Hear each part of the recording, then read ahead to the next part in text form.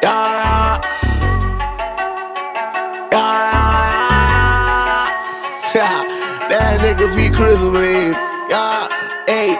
I'm shameless, so shameless. When my dogs on the block, it was dangerous. Take your girl out to eat and she's paying. I'm shameless, so shameless. I'ma go hit Tahoe up. Come bring the Tahoe truck, body bags on body bags. Come pick this garbage up. DJ mixing in the booth, he leave him traumatized up. I ain't got no time to waste, let's get these commas up. I'm sitting in class, I can't even focus. Looking at teach, hoping that she don't notice. Titty sit right, that ass be poking. I'm sitting in the front cause I gotta be the closest. I'm just waiting for the bell, let everybody leave. I passed with an A, but left her with a D. You're going to go through a stage throughout your 30 all the way up to 40. Probably you'll find out before where you don't know certain parts of yourself.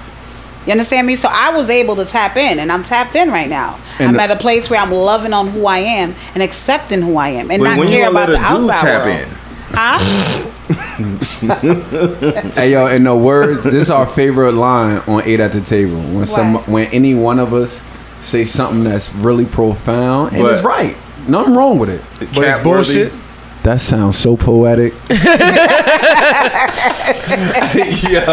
In the words of 8 at the, we get that from out. Listen, that sounds so poetic. So like, all right, as a woman, younger, what did you discover about yourself that you didn't know prior to the 3 years? We back. I will tell you this. 33. Yeah, brand new. She don't know. She still don't know. You gonna find out some things. We are recording. Go ahead. Yeah, go ahead. Tell me. So what I've learned about myself is that in your 20s, when I'm gonna talk from the sexual level, and I'm gonna talk to regular. Okay. So in your 20s, when you're with a man and you know y'all are fucking, a young woman don't really get to know her sexuality. She's all about her emotional connection with him. Mm-hmm. So it's all about just pleasing him. So we'll fake an orgasm for 10 to 15 years the whole time. Yeah. As per se, what's his name from Hot 97, his wife that don't even DJ Envy. That's normal for women. Men don't know this. That just because we love you, we will accept not coming. We'll accept never being sexually pleased. The idea of just being with you is what's important to us at 20. Okay. And but no, that's life. No. I'm about to break it down. Yeah. You see, when you get to 30, I'm gonna backhand you. When you get to 35, that shit goes out the fucking window. When you start realizing who you are at 40, because the pussy starts to know, I'm here. See, I feel like that happens at 30. Like 30, like a light switch go off and everything is different. No, it's not. No, that's where y'all don't How understand. You get to menopause? Yo, you really a nigga today. That's what I'm saying. What I'm trying to say is that the body arrives fully, a whole full version of yourself for some women. Some women at 30 don't really know who they are. That's true. You understand what I'm saying? I agree. And even 20, you think you fucking all that squirting shit you doing, faking it, telling him you pissing on him, telling him you squirting. You know how many women don't orgasm? A lot. I do know. As a woman that used to be there, I know. But thankfully, I have evolved and grown. And I'm telling you, she met a Jersey at your age, yo, relax, relax. That's not what we do. Are we acknowledging that everything that you just said about women, men are the same way? Same way. I'm not saying no that. Y'all like to break things down into the ladies got this that they go through and this that they go through. Man, everything you just said, we go through the same thing. I'm not saying no to that. Because I'm the one that's fucking you through my 20s and don't know what I'm doing because women have not communicated to me and I don't have a fucking pussy. That's right. So I don't know. I'm just following the blood that's forming in my penis. That's true. I don't know nothing else. It's true. It's both ways. But I'm speaking because I'm not a man, so I don't know how you evolve. But I know that a woman fully evolves as she gets older. You don't really know who you are until you experience life. A lot of time you hear a lot of girls, I know, but they ain't experienced shit. They ain't pay a bill. They ain't did shit. I agree. So I think that you have to accumulate going through life, going through the rigmaroles of life in order to know who you are. Yeah. So I've gotten to the place of raising a child, of being married, of being a single mom, of being a hard-working woman that have 3 degrees under her belt. That I've did all those things, and now it's life again. But you never now had a I'm whole going through face. divorce. Huh? You never had a whole face. You don't know that. I didn't want a whole face. I think that. Oh, I think that shit is so important. She was married for 14 years. No. I was married for 13. Oh, 13. Said 12. Been with him for 13 years. Okay. My husband is 7 years younger than me. My husband is. Why would you laugh? That little nigga. What's wrong with you? Because y'all gotta understand. You know the backstory. He know the backstory. He lied about his age. Too many stories that she can't say right now. Okay. But So the thing is this. It's too long. I've went through enough to know where I'm at. I didn't have to have a whole face to know that who I am. I just want one for you. It's Why? Been 3 years. No, I had. Listen, I tried to get. Let me explain. Your pussy is a hot. 3 years of slaving.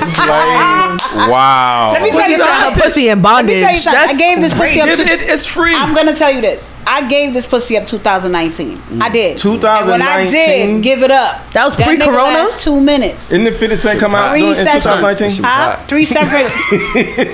This nigga's 50 Cent first. Yo, like got shot. That's when you first last Yo, listen. Oh God, listen. Let me tell you something, bro. This is what I told her. It's gonna happen to her again. I said, when you finally give somebody, you gonna be like, I love this nigga. I don't love. No, I don't love. Oh my God. This is how she got married. Here she go. Oh wait, this is how she got married. She went celibate for how many years? 6. 6 years, and her husband. At the time with her man, he slid in that thing. He was like, "Oh, he chopped that shit up to pieces like a chopped cheese." And then she was in love, and they was married for 13 years. Tahoe, that's why we talking about what you think is going to happen. They don't know what they be doing. What do you think is going to happen? Listen. With me having sex, the last time I had sex, we were dating for some time. And when we tried, I tried 3 times. I went to his house 3 times, and he bust in 2 minutes. And I just kept saying, "This ain't it. If this is all I'm gonna get." Did you have the conversation with him? He keep going to sleep like right after, and I'm like, man. Oh my God. And I'm a person that I love to massage a man. I love to oil you down. I like to make you feel. But massages put you good. to sleep. No. Not the way how you think. Not the way how you think. No, I know what you mean. Because I practice geisha, so not the way how you think. So I made it my business to make sure this man was ready. Niecy, don't look at me. Oh my God. Hey, to make sure this man was ready, and when ready meaning what? Got him ready. He came on top of me, and he went in and said, "Oh shit!" And I'm like, "Oh shit!" And he said he went to sleep. I called my cousin. She's like, "Take an Uber and fucking leave." Mr. Letgo is here. Please tell us what you think about this situation. Okay, it proves the fact that I always say women, to a certain degree, are children. A what? Y'all don't know what y'all doing. Like you get what you do. You a child, sis. I'm about to tear you up. So he said you a child. She goes celibate for 6 years. Okay, I was a young woman with a newborn child. I get it. I get it. Look, go ahead. I'm about to tear you up. And then she has sex with a dude that she doesn't really like to a certain degree. What do you mean I didn't like? I mean, and now y'all get married because I like my husband. He hit that ass right. It wasn't. And then he's a provider. And then she turns around and does the same exact thing again. So the next dude that gets it, no, you're celibate again. So the next dude that gets it, you're going to be like, oh my God, I'm in love again. And then the same thing is going to happen. Don't analyze no bullshit at me. First of all, because 1, I ain't that chick. 2, I'm not that chick. I'm just saying. No. Don't analyze my shit with some bullshit. Patterns. So let me explain this to you. For 1, I had a newborn child. And my child, I had a son, and his father was not in his life. I left his father at 10 months. Okay. And I did not want a traffic of men around my son that I was raising. I get that. So I stayed to raise that little boy till he was 6 years old. When it was time for me to meet a man, I met my husband. Now, this man, I dated him for a few months before he was introduced to my son. We dated for 2 years and then got married. But I'm the type of woman, if you have a son, you got to be careful having traffic because that developed a mental. And I'm a social worker, so I get that. I made it my business to not bring traffic around my firstborn son. You ain't have to bring him around. You could have went and fucked and came back home. But what is traffic? No, that's exactly what she did. When he found her husband, in the beginning they was dating. He wasn't around, and he was knocking the cobwebs off. Right, at the same time, but she was planning ahead. Like, oh no, this ain't coming. Oh no, he's coming. No, the first night he fucked, he said he gonna marry. But that's what I'm saying. But I'm gonna say this though, it wasn't an issue. That man has been. I will say some shit about him, but I will always say he was a provider. He took care of my kid. He raised. I never paid bill crazy or nothing like that. He was a good person, but marriage end. He was the wrong one. No, he wasn't. How could you say what's wrong? Okay, all right. For a little bit, I want to. I'm sorry, y'all. This is a new take because I told you I'm here to laugh. I'm not here to do nothing else. I like this growth of No, marriage ends. No, I'm saying to you the way how you portraying him at this point in time. is on a mature base than when you was hurt. Oh yeah, I saw. That's the reason I'm kind of shocked a little bit. 1 month after my divorce. Oh my god! Wow. Okay. You joined the what? I joined the cast 1 month after. Yeah, she joined and ate at the table. And like most of the cast, and they didn't know. We was all ate at the table was very therapeutic for a lot of us because we was able to vent. And like for real, honestly, I can't wait. I'm coming. I'm gonna walk in that bitch. I'm coming. I can't wait. Yeah, big. Y'all got to. Y'all definitely. That's what it do. That's the energy that do gonna have with Teemara. Though, like this is, we met her hurt. Yeah. We met her hurt, and even though it's the times that she would explain, like you can hear the hurt, but now you hearing like a healing version. I don't know. I'm not gonna say you healed. I think I am. Let me just leave this a little bit. Because she's talking about marriage, and she said that they got married within 2 years. Earlier, before we turned the mics on, you were trying to press my co-host, asking her why she isn't married in 2 years. What are your thoughts about this dating and marriage? Like, when does a man have to take that step forward into ready for the bus? Being married? Nigga. Like into taking the relationship past dating, like and you because I heard y'all talking about it, but I didn't hear the rationale. And what you think? When should dating become that much more serious? And then when should a woman say to herself, you know what? I'm not going to be dating this nigga forever. I agree. Let me just say this. So everybody know my views. I don't believe in boyfriend and girlfriend. Me either. I don't play house. I've been married before. My girl in here? Right? She right there. Right? Respectfully, I'm not telling anyone. You started this shit. I'm not telling anybody how they need to operate. I'm just telling you from the way how I operate and what I was taught and what I see and see continuously what works the best. Right? I'm looking for the best strategy. Right? And me being a man and men know I don't really want to put people on the spot. No, put me on the spot because I got a bus that I'm gearing up. I think that men, I'm about to run this nigga men know it doesn't take us long if we. I totally agree with that. Yes, I agree too. It doesn't take us to like. You know why I want to spend the rest of my life with this woman. Yes, it doesn't take us long. When I see people in relationships for like 7, 8, 9, 10 years, 12 years, and he still don't know if he want to like. We as men, we might not say it publicly, but we know. We see a guy been with this show for 14, 15 years, bruh. Like I don't know. Now, Aaron, Mr. Letgo. Yeah. If you don't mind, very quickly. Go ahead. You're saying you agree, but let me put this thought into the air real quickly. Okay. And Trom, you let me know if you agree. I see you falling asleep over there. You haven't had much airtime. What if? Yes, nay. Sometimes they are wasting time, but. What if he's still not at peace with himself? For one, what if he still thinks that he's not like a lot of men don't really be knowing who they are. A lot of people just lost. Yeah. I agree. You don't have why is he in a relationship? You don't have foundation. You're not making enough bread. You still connected to other people that's taking care of you some way, shape, or form. Whether your car is in your baby mother's name, you live with your mama, whatever's going on. Thinking about being a man to somebody else means that you got to be able to stand on your own and carry motherfuckers. That's right. So you could be with somebody who you fucking. You could be paying for meals and all that, but you can't carry her down the block, let alone down the motherfucking life. I agree. So hold up. I agree. You looking at me like this, but you don't understand that I'm still Miss Johnson's son. That's how I view myself in the mirror. I'm still Miss Johnson's son. I gotta be somebody where I can say this is my family, my nuclear family that I can take care of. Yeah. You know myself. Yes, and for a long time, a lot of niggas don't be having shit. Part of me, and not to disrespect to nobody who has this job. Maybe you working for UPS. Maybe that's not your dream. Maybe you like, yo, I want to do something else. More. You know what I'm saying? And you just like, yo, it's a lot of responsibility. Now let me say this to you. I agree with you, 100%, bro. Stop wasting that woman time. That's it. Why the hell is you in a relationship? I don't believe that means you're talking about incompetent men. I don't think that two incompetent people, no matter the gender, male or female, shouldn't be dating at all. I agree. When you become competent and you ready, then get in the goddamn ring. If I got daughters. I gotta look at it like this because we gotta look at the statistics.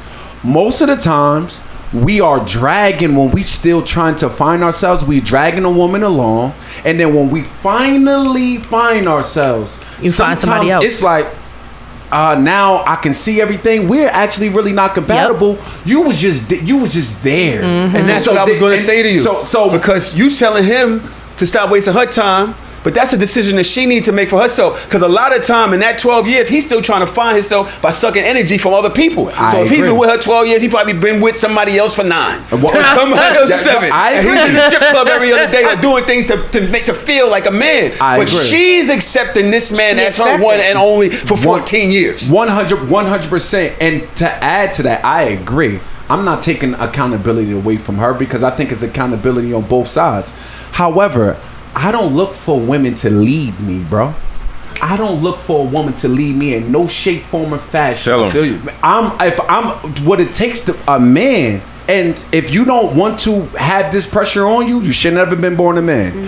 There's double standards in life, and because I have mad shit to say just now. Listen, there's double standards, and nothing in the universe is equal. Yeah, men and women are not equal, but we have double standards that's there to make us in harmony to balance us out. Mm-hmm. So at the end of the day, you was born a man. Your position in life should be in a leadership position. I know that just like we growing up from the bottom, we ain't have real leaders. I understand that. But bro, you need another man to come into your life to say to you, bro, you wasting her goddamn time. And fuck your girl. This is what these conversations go. No. Wait, hold on.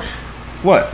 Me and you gonna fight today. What? This man is making real fucking. He's dropping gems, and then you had to come left field with that bullshit. Because he doesn't like Raw is saying. I'm totally agreeing with Raw. These dudes don't deserve no pussy. These dudes don't deserve. Well, I can't nothing say that from a woman. No, T. The bottom line is you can't deserve that. He don't deserve no pussy. Wait.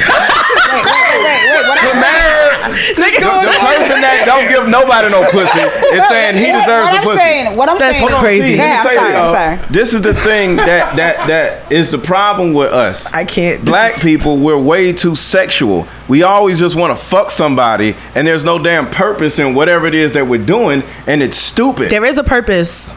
I wanted to fuck somebody. No, that's dumb when it comes to life, though. That's not. Yes, you can turn and have a baby with somebody, and next thing you know, y'all don't like each other. That's why so many baby mamas, baby daddies, and it's stupid. So if you, as a man, you don't have your life together, leave women alone and get your goddamn life together. Stop wasting that woman's time. When I said this to Ra, when he said you need to find a man that will mentor you, and he need to fuck your girl because you, who needs mentoring, don't deserve no ass. So give your girl to somebody else that done found their purpose. That's so stupid because so that means the mentor is gonna fuck his girl. That's pointless fucking. What you just said. It's better than her fucking him. I want him to leave me alone. That is going left for me. Yeah. No, he's a little special. But he a little special. This is the thing. What I honestly believe is that it boils down to the woman. If a woman meet a man, you set your grounds to where you want what you want. Yes. When I met my husband, I said to him, I don't believe in shacking up for no 3-4 years. Yes. So do you know where you going? Do you know what you want? Requirements. He said, yeah. So I said, you want a wife or you don't want a wife? He said, I do want to be married at 30. I said, all right, bet. Well, you gonna wait till you 30 then? Facts. That's it. That's it. Together. My thing is that's what I'm saying. And to Rashaan's point, I'm not sure if I agree with Mr. Letgo. Nobody ever agree with Mr. Letgo. He be just saying shit. Son, that nigga just like. I believe going still on my thing a little bit, but just changing a little bit. Women control the board. They don't control no, we don't. A woman can say, I'm having sex tonight. Yes. And the dude she's having sex with says, I'm going out for dinner tonight. He can't say for sure he's having sex tonight. That's a fact. He cannot. He's going to try.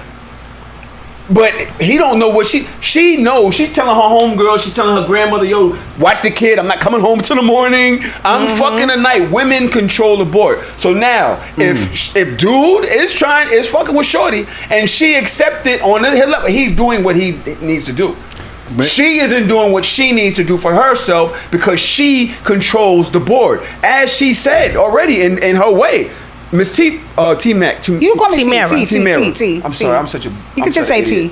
But as she said, women do control the board, bro. I believe that they have some control. They ain't got no damn board. Let me say this. Let me tell you. Hold on, wait. Let me just say this. Okay, I got a lot to say. Let me just say damn this, board. bro. What the hell? Let me say this. I'm gonna tell you how women control.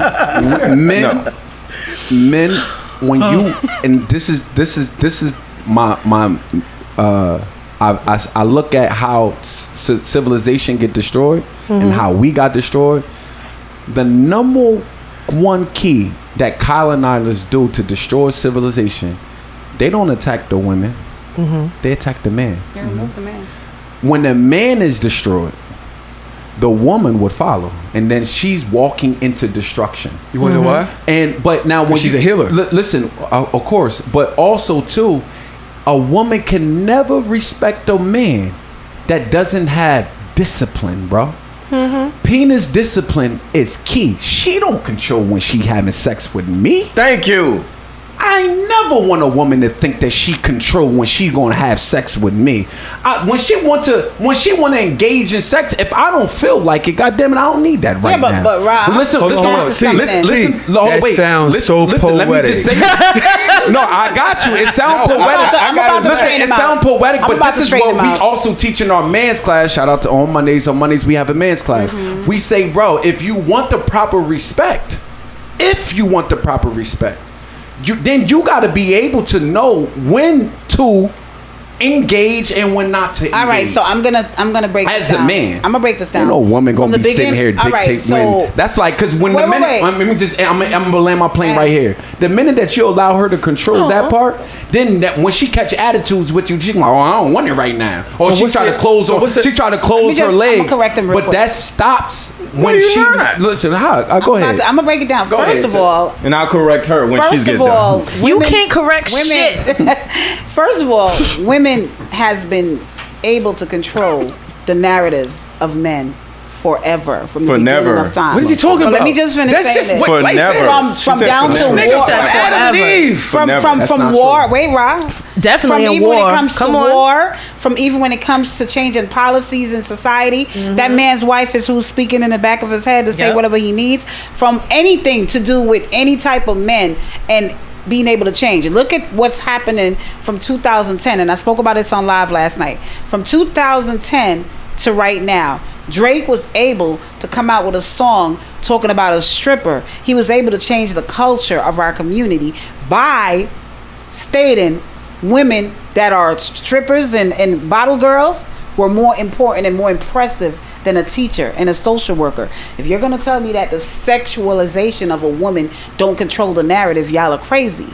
Women control most of it. I always say this on my live, and I say it to women. You control the narrative of how the man is. So let me say... Let me just finish up. I'm going to finish out. The reason why I say it is that a woman can change the whole narrative of what's happening with the relationship between a black man and a black woman. And I'm speaking from our perspective of our people. The reason why is because as much as you want to tell yourself that you control it, if you have a wife right now and she said, baby, you go to her and you say, listen, you the man of the house. If she respects you, you're the man of the house.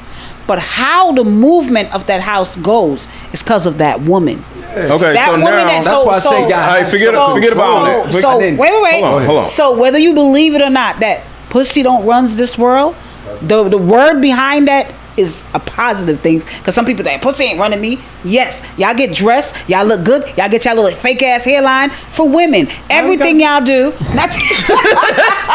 everything that y'all do is around a woman. Okay, so the woman control the narrative. Mr. Either way. Let me set everything straight.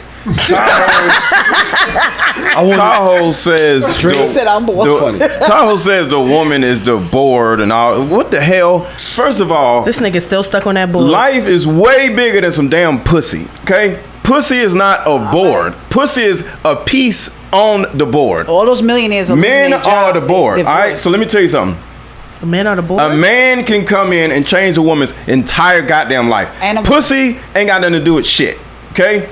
We as men, all right, because you know some men are losers or whatever. Why would he change her life? Huh? For the pussy. No, he's not changing her life. No, he's not. He's not do all of that. Amazon work. I can answer that. All these billionaires are divorcing for pussy. What do you think is going on? I can answer that. Yo, pay attention to this. Happy life, happy wife. You never heard that said about That's men. Stupid. You've never heard men. You didn't say that the woman is the loud one. Look at all the men in the comments. He has a couch in the other room, which he goes in there as he gets older. He learns. He gonna shut up and she gonna do all the she put the woman putting money on the table forever since the beginning of the time. I come home with the money, I go get the food, the money, I give it to her. She takes care of the house. Who does that? Women have continuously always made sure. And to what Rashawn says, yes, they do break us down, but you know what women do? They put us back together. They've been doing that for a long fucking time. Well, but that still isn't the board. That is still a piece of the board. The board is still the man. At the end of the day, the man actually creates the whole narrative of what they're going to do. The man is a leader. The man leads everything. The woman gets on the bus. The man is the goddamn bus. Let me tell you something right now. What y'all talking about? Hold on. Y'all putting pussy in like, what the fuck is pussy? Hold on, you friends. You just got a girl. You don't even know yet. You don't even know yet. Yo, hold on. Pussy is just a piece of everything. Pussy is everything. Okay. Listen to me. I mean, nothing I said. As soon as the camera's on. Yo, honestly and truly, I feel like you agree with me. Go ahead. Aaron, please. We're not gonna do this. I told you I agree with nothing you say ever. But going back to a different part of the conversation, when we were talking about the accountability of women in a relationship, and if a man doesn't have direction, and if he's not leading you to what you need to be led to, then it's your responsibility to leave. And I say this all the time: women are not taught to leave relationships. You are taught to stay and build with the person that you were building with. By who? And a woman. No, that's not by a woman. Because honestly, my father, I have 2 degrees as well. When I got my 2nd degree, I was so happy. I was like, Daddy, aren't you so happy I have 2 degrees? He said, I'd rather you have 2 kids. I said, bitch, I'm 22. Like, be happy for me. Like, it was not the women in my life. The women in my life pressed me to be educated, to be independent. Your dad was the men in my life were a little bit different. They pressed me more for family, Your family, dad kids. Was right. Shut the fuck up. That's what I'm saying. So what I'm saying is, when you're in a relationship sometimes with men, because they're not healed, they don't even know that they're not leading you nowhere until they get to a certain place within themselves to understand. And men, y'all talk a good one. I love you. I'm going to be with you forever. You're my wife. You're my wifey. I'm going to marry you. And then you see yourself and you wake up and it's 10 years and you're like, but what happened to what you said 10 years ago? And then you're supposed to do what? Leave and start over and go back into the dating market and then having to deal with the ebbs and flows of dating all over again? Sometimes not necessarily. Sometimes you're stuck and loyal. You're like, I put all this time and energy and I invested everything into this person, into this family, into this home. My family, your family, our kid, all of these different things. And you're like, oh, the accountability is with the woman. No, the accountability. I'm Aaron. I don't want to hit you on YouTube. The accountability does not lie with the women, in that example, in that scenario. Because if we say that men are supposed to lead and men are supposed to be the leaders, you knew you was leading me nowhere. You knew that you were saying things to keep me here, but you didn't have the intentions for the follow through. You knew that you were still building, but you did not stop us. You're the leader, right? Who the fuck is really the leader? Because if I'm really the leader and I know, like, I'm in control of the finances of this house, and I'm looking at the finances and my nigga like, yo, I was talking to my homeboys and I want to buy a motorcycle. Baby, we ain't got the funds for a motorcycle right now. Let me explain to you what it is. So maybe you could get your motorcycle here. I'm going to tell you the truth. I'm not going to say, yeah, baby, buy that motorcycle and then we don't have the fucking mortgage next month or we can't pay the light bill. Men would be like, yeah, baby, buy the motorcycle. But knowing that they don't have the money. That is true. In this scenario. No. It's not about right and wrong men, because at the end of the day, you don't speak about men and right and wrong. You speak about men as if men are this entity that just has all the answers and they do all the things right and they are the leaders and they're this, that, and the third. And what I keep trying to explain to you specifically is there are a lot of dumbass niggas and you can't let everybody. Can I say something to you, sis? Yes, Rod. I agree with you on the accountability on the man. Don't put that shit on us. What you did was took some accountability from the women. From you. Because what happens is you're responsible if you know you've been with a man and I teach my daughters, lip service should be on par with actions and deeds. I agree. So here go a man who never gave you a plan, because you was talking about a man that didn't give you a plan. He just said, I'm gonna marry you. Yeah. So he never gave you a plan. He hasn't even walked with you to say, all right, we're gonna have the main goal. We're gonna attack these little small goals so we can accomplish the big goal. Yes. You're not even in that discussion with him. I agree with you. You just saying. So if you know, and the problem is both the woman and the man who didn't grow up not knowing what leadership looked like, both of y'all don't know what leadership looked like. But if you have a father and in that's your life, exactly what I was about to say. If you have a father in your life, right? You win because you as a dad. No, be quiet. Because if your father been showing leadership, if your father been, but sometimes you can have a father in your life, you know, and because you have a father in your life doesn't mean that your father was showing great leadership position. Exactly. But I'm talking about those. If you have a father in your life that being an example of leadership, now you have an idea, because you're not in a relationship with like your mom and your father, but you have an idea what it looks like. I want to go a little deeper. I was about to say, Tahoe, I'm about to land my plane on this one. Yo, you keep saying that you're giving me such nostalgia because my grandfather used to say that if somebody interrupted them, he'd be like, let me land before you take off. Let him land. It's coming down. I want to land my descending. I want to address I want to land my plane. It was something that you said. I got to you tonight, baby. Listen, I'm gonna land my plane. You're disgusting. I'm gonna land my plane. I'm gonna let you go, Tahoe, because I forgot my point. I've been waiting for a minute, but I was allowing everybody to speak. Hold on 1 second. You guys are going back and forth between men, women, and such, and I hear a lot, right? Mm-hmm. But from a guy's position, and just as a man, a lot of people don't believe in us growing up. Facts. Go ahead. A lot of people don't. Good point. Like, they don't see you until you have some shit. That's right. Right? And then all of a sudden, they big broing you.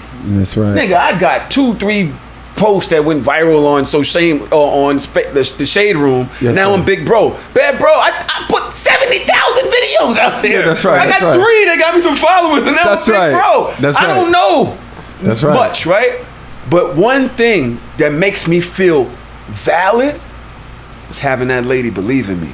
That's dope. That shit makes me but it's not. And that's bigger than pussy. No, shut up. I'm not agreeing with you. Nobody is agreeing with you, Aaron. I'm agreeing with her, and the reason why is because the reason why is because once you finally have somebody believe in you, losing it makes you feel empty. Yeah. Bro. I agree. Like a loser. Yeah. So you do things, you say things, you manipulate things because you don't want to lose that. Yep. Which is why pussy controls the board. No, it doesn't. As many dogs. Oh, that's what I want to say. As many. I know what I want to say. Pussy doesn't control the board. If the one person who I know believes in me for me, she don't care about all that other shit. She's putting food on the table. She didn't have my kid. Nigga, she let me inside her. If she says no more, I'm trash and pushes me outside, nigga, you feel like shit. But Tahoe, that's what I want to say. I agree with everything you say, except for it's not the pussy that's driving it. No, they pussy owners. It's the companionship. The pussy owners is fucking wild. It's the companionship. What I was saying is, it's the companionship. The reason why we do all of that, because while you out working, she's raising your seed. So that's why it's the mind of a woman. Thank it's the you. Companionship of a woman. All right, it's bigger than pussy. Let me let Tron talk, because I'm gonna let you go. I'm about to land my plane right now. If you say that one more goddamn time, stop with the landing of the plane, bro. Hey, yo, listen. This ain't Clubhouse, Rob. Not Hartsfield. I don't want to cut your wisdom. I don't want to cut your wisdom, bro. But listen, I just wanted to say, I said this on another, and I said this to you before, bro, when we was on live. I said one of the strongest things in male and female relationships is when a woman believes in a man. That man feel like he can do anything in the world. It's when, and I felt what you said, because even in my divorce, it's like, oh, she stopped believing in me.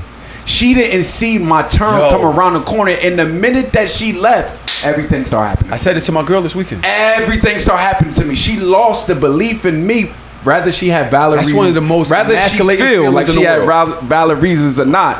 But I understand exactly what you're That's one of the most emasculating feelings in the world. Is your lady not believing in you no more? Trauma. So that point you just made actually points out why I disagree with your other point with a lot of what y'all are saying, because y'all are very overly critical of men that quote unquote don't have their shit together.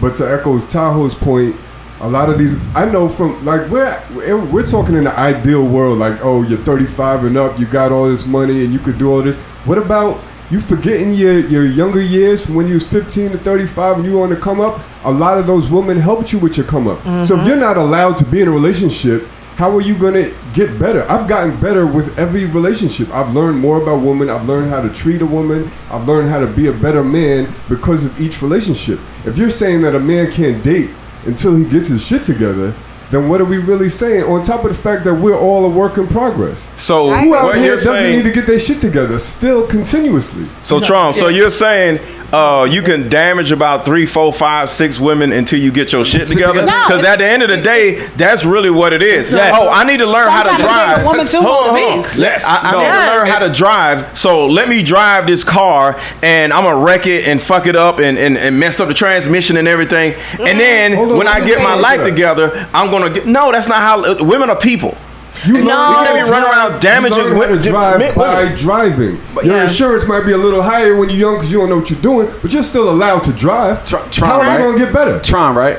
Yeah. Trauma. Listen.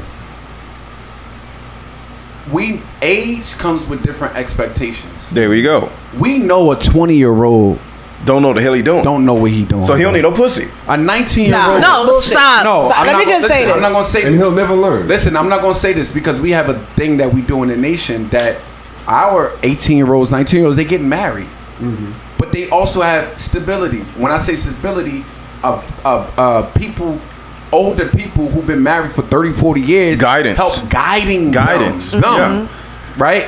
However, you can't, and this is one of the worst things that happen. We tell subconsciously our mothers and the men, because women is not excluded in this. You too young, don't worry about it. He's not a virgin. Every woman that he's running through, he's damaged. He's damaging. And then now you want him to wait till he get in his 30s to settle down. He don't know nothing about commitment. Now you think he's supposed to be faithful? Finally, we're at 35 years old when he haven't practiced commitment for all his life. So you say women are obstacle courses. Now this woman that he meets when he's 35, 40 years old, she's and crazy. He's still he never know about commitment. Now she's supposed to deal with all of the baggage and all of the unfaithfulness, the whole 9 yards at 35, 40 years old. Let me just What you call baggage, I call life experiences. Yes, I do too. And I call damage. Okay. So I do not. So I don't say that it's damage. First of all, you got a son because you don't want him to be serious. No. It's not that I don't want him to be serious, but this is the thing. My son is 22, 23, right? And his first girlfriend was at 18. He didn't date any girl at all. That you know what? Football took his whole life, so he had no life with girls. So he was definitely not. I pick him up every single day. No, I'm telling you, I picked him up every day from school, from the first grade all the way up until she's 12th one of grade. them mothers. She got one child. Kid, that was she my one life. of them mothers, so he was in the studio with me. He was going to get him from school, coming out high school, but my kid was like, let me tell you how it is. No, ma'am. I'm a swag mother. I'm gonna tell you the truth. Wait, I was the mother that bring the artists. See, I see the way she looked at me just now. I'm a like, swag mother. I'm the mother that I'm gonna bring them to Def Jam with me. I worked at Def Jam and Violator. Like I work in the industry, so all is I manage them. They in the studio with me. I manage Pop Smoke Brother now. So my thing is that my kid and his friends were all involved in my life. I'm dropping them home. Everything. My kid, the first day I know that he liked a girl, he was 17. And I went to his football game. It was a, like the biggest football, the opening season for the team. And I got there and I saw a girl walk by me in his jersey, a white girl. So one of the mom tapped me. She's like, yeah, that's who your son like. She got his jersey on. I said, white girl? The hell? So you was cool with that? No. So anyway, you ain't gonna be a helicopter parent and then be cool with your first one being a white. I know she was. But the school that he goes to, you from Brooklyn, so you go, Fort Hamilton is white girls. Oh yeah, that is true. Yeah. So I'm just there like, nah. Respectfully. So I saw through the rearview mirror while I was sitting in the car seat. I look and I see he kissed her. I'm like, oh my God. So wait, you was in the car? I was in the car because we were getting ready to leave. Oh, nah. And he kissed her bye. And I just. What grade was this? 12. This was his last year of high school. All right, 12. Wait. All right. 11, 12. So I'm there like, Jesus, you know. So I watched my son date her for a little bit. Then he started dating a Spanish girl. He graduated. They went to their prom together. Dated her. His heart got broken with the Spanish girl. I watched my son stayed single, worked, went to college, mind his business. This one black girl now. This is the first black girl. This one black girl my son is seeing. She got to say, she walked through my door, looked like me. I swear to God. So my whole family on Thanksgiving like. He brought her to Thanksgiving? Yeah, that's how we knew she was important. So she walks through the door. She got the same gap like me. Right, Nene? My niece will tell you. She got the same gap like me. She got this big, but it's her hair. I thought it was a wig, but it's her real hair. Big black afro hair. Big long hair. So I'm like, what's happening here? He dating a black girl. He dating his mama. He's dating his mama. It's not that he's dating his mama. No, she's just hear me out. Just hear me out. It's real. Just hear me out. Okay. He's not dating his mama. Why is he so evil? Yeah, he's not dating his mama. Let me tell you about what this girl has done. It's not nothing negative that's happening. Doesn't make it negative. This girl came in his life. She has her own house, her own apartment. Her parents, she comes from wealthy family. My son, what she has done has motivated my son. See, my son was going to Alfred University, came back home, didn't want to really know what he wants from this girl because she's away at college. I watched her come home last year. He said, Ma, can I borrow your car to pick her up? I said, hell no. He went and rent a car. I said, oh shit. He's supposed to rent a car. How old was he? He's 21, 22. Right. So 22. I'm not driving your So he car. could drive my car. Your own car. He could drive my car. My son get everything from me. Do you think that's the reason why he's dating his mother? He's not. Do you think that he Could you dates listen? her because you mentioned a few things and not to switch up the topic, but this situation brought up so many different topics that I wanted to talk about. A tweet that I saw on the internet the other day said, "Niggas go after bitches they think got money too." No. Let's talk about it. His mama got enough money for him. He don't need to. And he comes from a family. No. Just hear me out. Not like that. My son comes from a progressive family. From the man in my family to he see his mother progressive. Y'all see what's going on here? No. Just hear me out, right? No, y'all not listening. Don't take it that way. No, we listening. Just listen to what I'm saying. My kid come from a family of people that are very progressive, ambitious. We're West Indian. We Jamaican. We ain't on that. You understand what I'm saying to you? My son, no, he got to bust his ass. He don't care what you got. He's very prideful also. So he knows he has to bust his ass. So because of that, he has uncles. I have triplet brothers that make over 100 and 200,000. I got a question. Put my son in position to have a great. No. I got a question. But this is the thing. Just listen, Ra. That put him in position to have a great career. Put your fucking hand. So whether she got, it doesn't matter. But what I like about this young woman, what she came in my son's life and did, he knew he couldn't slack. But Pussy if it wasn't for family, no, it's not the box. No. Listen to Ra. I'm telling you, it's just hear me out. Let me talk. It's my kid. I'm telling y'all, my family see it. Let me just talk 1 minute. My kid. Land that plane, sis. I ain't landing the plane. Just listen to what I'm saying. From the past 6 months, I can tell you this. This girl has come in his life and gave him the energy that I've never seen before from any other woman. So, and it has nothing to do with anything. I'm about to go crazy. Jesus Christ. No, I'm talking. No, because I'm going to be talking like for 30 minutes. Go ahead, Aaron. No, damn it. Go ahead. Let me tell you something. You start off by saying my whole family is progressive and doing all this other stuff. Why the hell did it take another woman that's not in your family to get him to go buy a damn car and not drive your damn car? I'm about to land your plane now. What in the hell? I'm about to land your plane. Listen, you got a woman. I'm about to land his plane. Stop. You got a woman here, right? Stop. You got a woman here that came here to New York to bring it to motivate you, right? Can I finish? Let him finish his point. Okay. I'm about to land him right now. So this is the hypocrisy that I be talking about. Okay. She sat here, and this ain't about tea. This is just about women be explaining shit and be like, well, I do this. It's not about tea. It's just women be just saying shit, right? It's not about tea. Okay? I'm about to get you. Don't worry. Because I always say women are, to a certain degree, children. Okay, it's not about you, T, but just women. Because I got on Dodge. Dodge is quiet because she know I'm gonna get on her too. I'm quiet because y'all talk too fucking much and none of y'all can get y'all sentences out. That's what I'm quiet about. So I'm about to go get another fucking cookie before I get crazy. So look, what the hell going on at the airport? So look, this is what I'm saying. I'm trying to let y'all talk yourself into a grave. When a boy turns around and meets a woman, he doesn't say, "Let me drive your car to take the woman out." He go gets his own shit. I can't talk about, I can only speak for me. I had a goddamn car when I was fucking 14. We heard about it on a live show. Next. Go right. ahead. So the whole point about it is, like, I didn't go marry my mom and all this other shit. What are you talking about? No, he got with a woman just like his mama because his mama took care of him. No. He's a grown-ass man. Let that man get his own shit. What are you This is talking their about? problem. Men are being mommy to the point where they can't think for I just want to let themselves. y'all know I did not give nobody when nobody's drinking. That's just how he thinks. Talking. Men can't think for themselves because they get mommy by their mother so much. Men can't think for themselves because their brain don't work right. No, because they get mommy by their mother so much. Miss T, may I speak? Go ahead, bro. I landed my plane. Did you? That shit crashed into the mountains, baby. Shit, man, this shit Definitely is crazy. the Robert F. Kennedy. Wow. Bro, you can't talk no more. My sister.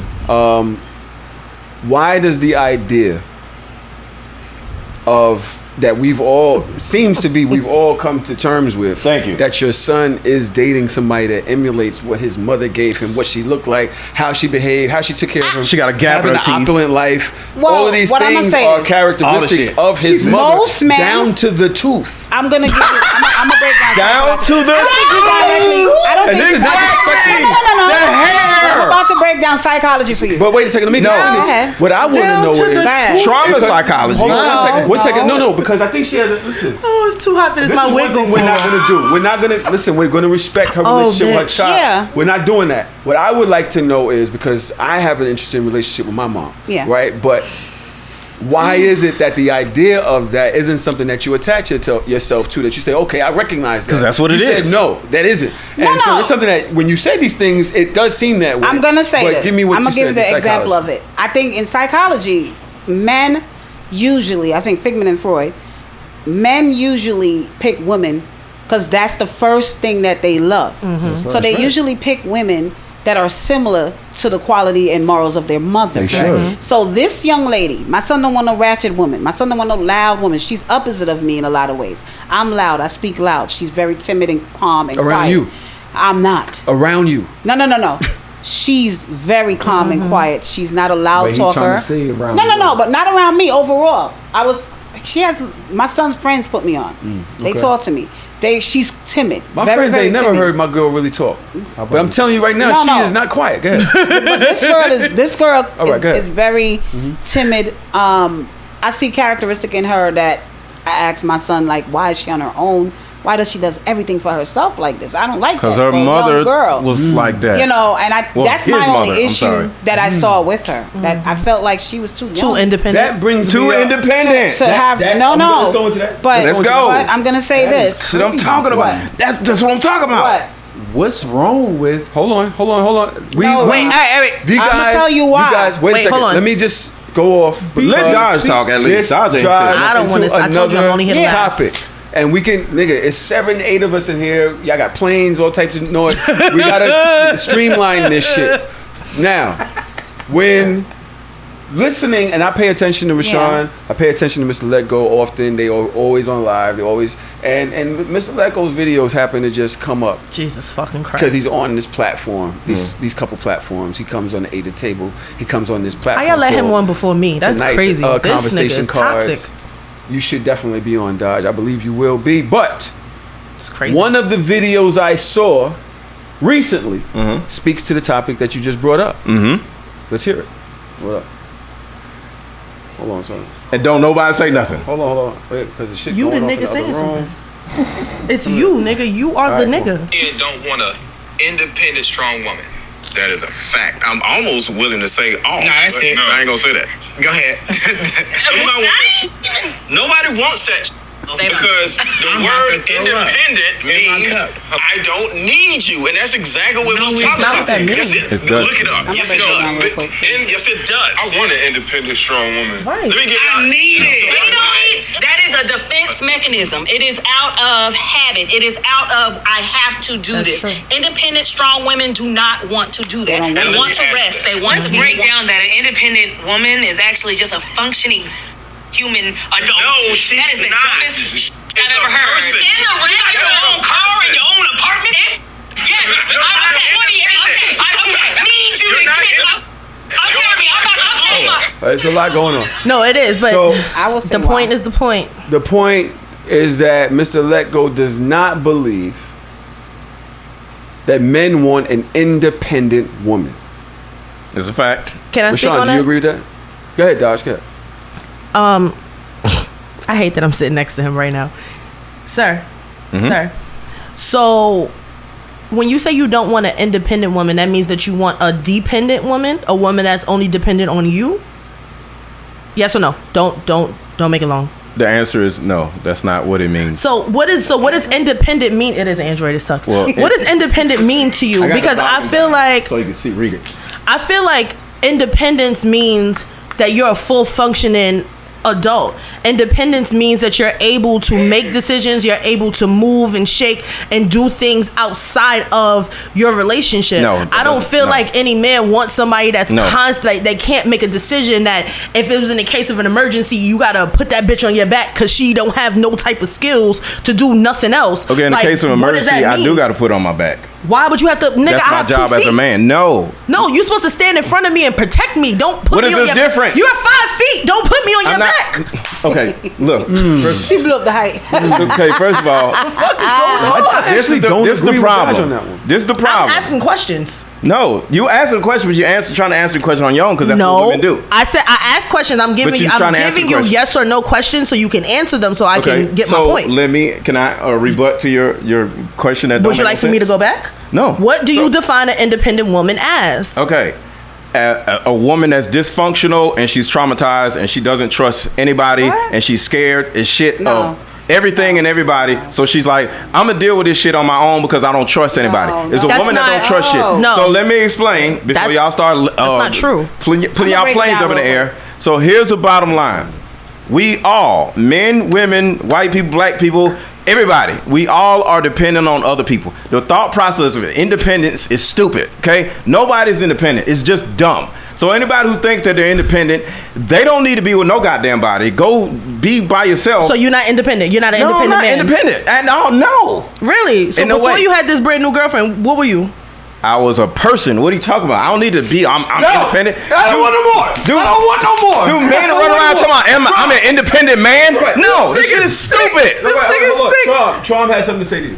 Come on, I'm an independent man. Shit is stupid. Your definition of independence is thrown.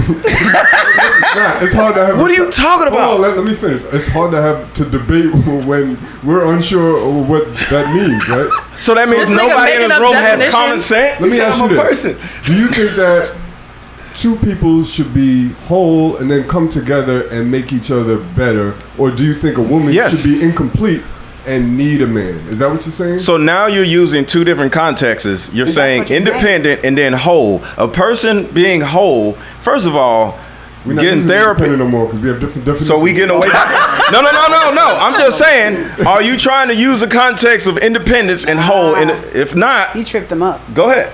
No, because whole and independent are two different things. And I'm thinking he's trying to pull me into some other shit. Hold on, I just have to, because you know the English teacher in me. I was about to go. Here y'all trying to. It goes to my I just wanted to break some down. Can I do it? Because everybody pull out their phone defining shit. Like we don't know what independence means. No, nigga, you don't know what independence means. We all bugging out. Let's stop down, because the listeners are like, when they ask a question, the question is, do I believe that a man wants an independent woman? Yes. I think that if she's single, she would be independent, right? If a woman that's single or a man that's single, he will be independent. What is independent? Independent means free from outside control, not depending on another's authority. Exactly. Or authority, or not depending on another for livelihood or subsistence. Exactly. Or capable of thinking or acting for oneself. Yes. Now, I think when you are single, you are independent. Mm-hmm. But when you want to, you're not independent when you're single. Be quiet. When you want to be in a relationship or a marriage with someone, then now I think that turns into interdependence. There you go. Come on, look at you using words and shit. You ain't say shit. Which is two people who are dependent on each other. So it's a yin and yang, right? Dodge and he talking. So because I agreed to him. I agree with him. I said the same shit. You said nothing. So at the end of the day, no, I don't think that a man wants to be with a woman while she's acting independent. I think a man only wants to be with a woman that's going to change to be to want to be in an interdependent relationship. Can I go next? I got something that's gonna shut all this shit down. You know what it is, though, Tahoe? Like I hear words like strong woman, which is stupid, right? Now I don't know what you why want, a that weak be woman? stupid. It depends. No. Yes. Listen. No, listen. Hey, yo, listen. Women are weak. They don't know what the hell they doing. What are you talking about?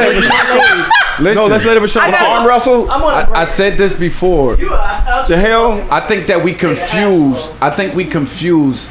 You know, a strong woman. A strong woman is just that. Like that doesn't mean I don't view her as a combative woman.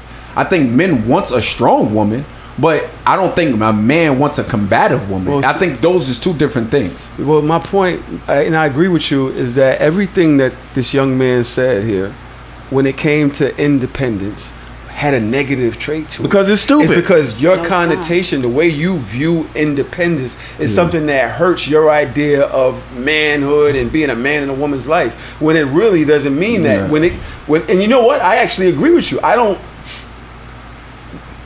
The more this conversation went further into went on tonight's conversation cards. Mm-hmm. This conversation went further into it. I'm not sure if it was the same sit down or not, the same conversation or not, but I also saw you guys talking about do you want your partner, rather your partner need you or want you? Mm-hmm. To me, that's almost the same as this independent conversation. Me personally, yes, I don't want a person that calls me for $20 or a person that doesn't have direction in their own life. That person is an adult. I want somebody to be independent. I don't want somebody that always needs their mother. I don't know. No, I want to grow up. You know what you're looking for? No, I got it. I just want to say it because I'm not saying you're looking for a competent woman. I want a grown adult. That's right. So and yes, but that is a person that takes care of their bills. They know who they want. They know what they want in life. Adult. They're on their way. That is also independent. It's not independent. Now, don't you play that shit. Not if you're in a relationship. Y'all ready? No. Can y'all be quiet so I can play this real quick? Can I just say my part real quick? I need to play this. Hold on, y'all get on my nerves. You want to play somebody else's shit. Yeah, so let me just say this real quick. First of all, when I hear men downplay women by women saying they're independent, it's ridiculous. Women had no choice but to be independent. Here we go, this shit. No. I'm gonna explain it because this is the thing. We're not gonna act like the black man has not dropped his ball, as well as the black women. But let's talk about that. Let's talk about the fact that black men has dropped their ball. Let's say historically. And historically, due to systematic system, in the crack era and all of that. Yeah. No, way before that. Way before that. But right. Due to systematic system that's in place, black woman has no choice but to be independent, but to be the mother in the household, but to be the caretaker of their household. So yes, you said a black woman that have her daughter and her niece and the grandmother, you seen your grandmother doing everything, it's something that's traditionally been going on back and forth with us. We have no choice but to be the stronghold in the household. We have no choice but to be the independent women because our men has stopped doing their role.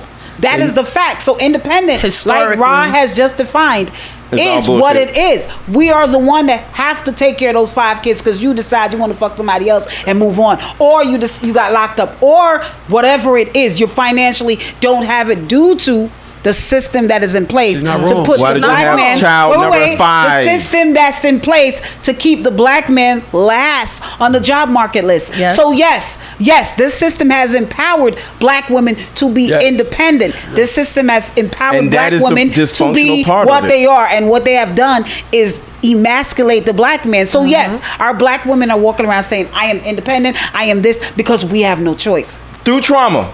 Whether it's trauma, trauma is on both sides. Always trauma. It's not always. Listen, what I'm saying is that we have no choice but to be independent. And let me tell you something. If we weren't independent, then y'all say this. There would be nothing. Let me say this. Through your 20s. If we weren't independent, if we weren't the black women that we are, right now we're not doing well as a people. We're not. But if we weren't who we are, we barely hanging on by a nothing. I want to X-ray. I want to know, because I'm starting to agree with Mr. Letgo. Thank you. When it comes to this particular You can never point. agree with Mr. Letgo She's in crazy. public. The reason why is because if you're forced to do something, and life has pushed you in a corner where you are now scratching out. You know, when you push a cat in the corner and they arch their back ruined the and life. They gotta fight you for their ruined the life shit in the first place. That is not a strength. That is a reaction to trauma. Yes. That is a reaction to trauma. So it isn't something that you celebrate later on. Like, yeah. No, it's not a great thing. No, and which is why. So if it isn't, then he's right.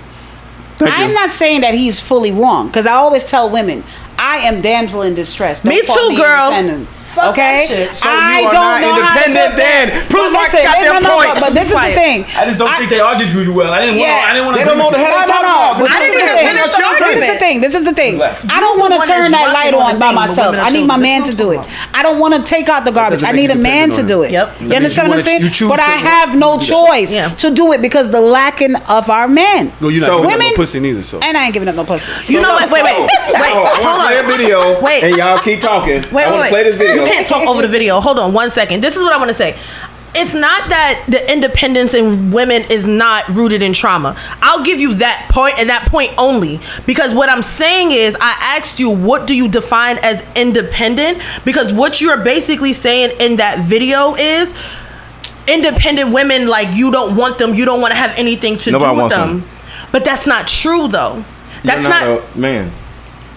But I am a woman. My brother like independent women. All they women make over 200,000. No, they don't. They're losers. They love it. So, my brothers too. When you say independent woman, though, when you say independent woman, of course, a man wants to meet someone that's competent. Right. That is an adult, not independent. But when we are coming to an agreement that we're going to be together, yes, you no longer independent. I no longer have to be independent. And that's fine. No and two independent people that become interdependent on each other. That's right. Now they become, that's not independency, but that's and neither one of them are dependent. People are depending on each other.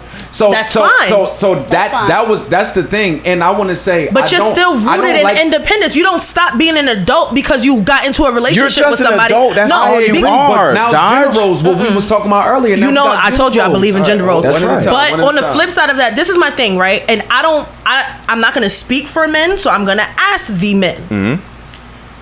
God forbid, if you're in a relationship and God forbid something happens to you, you get injured, you're down for a couple months.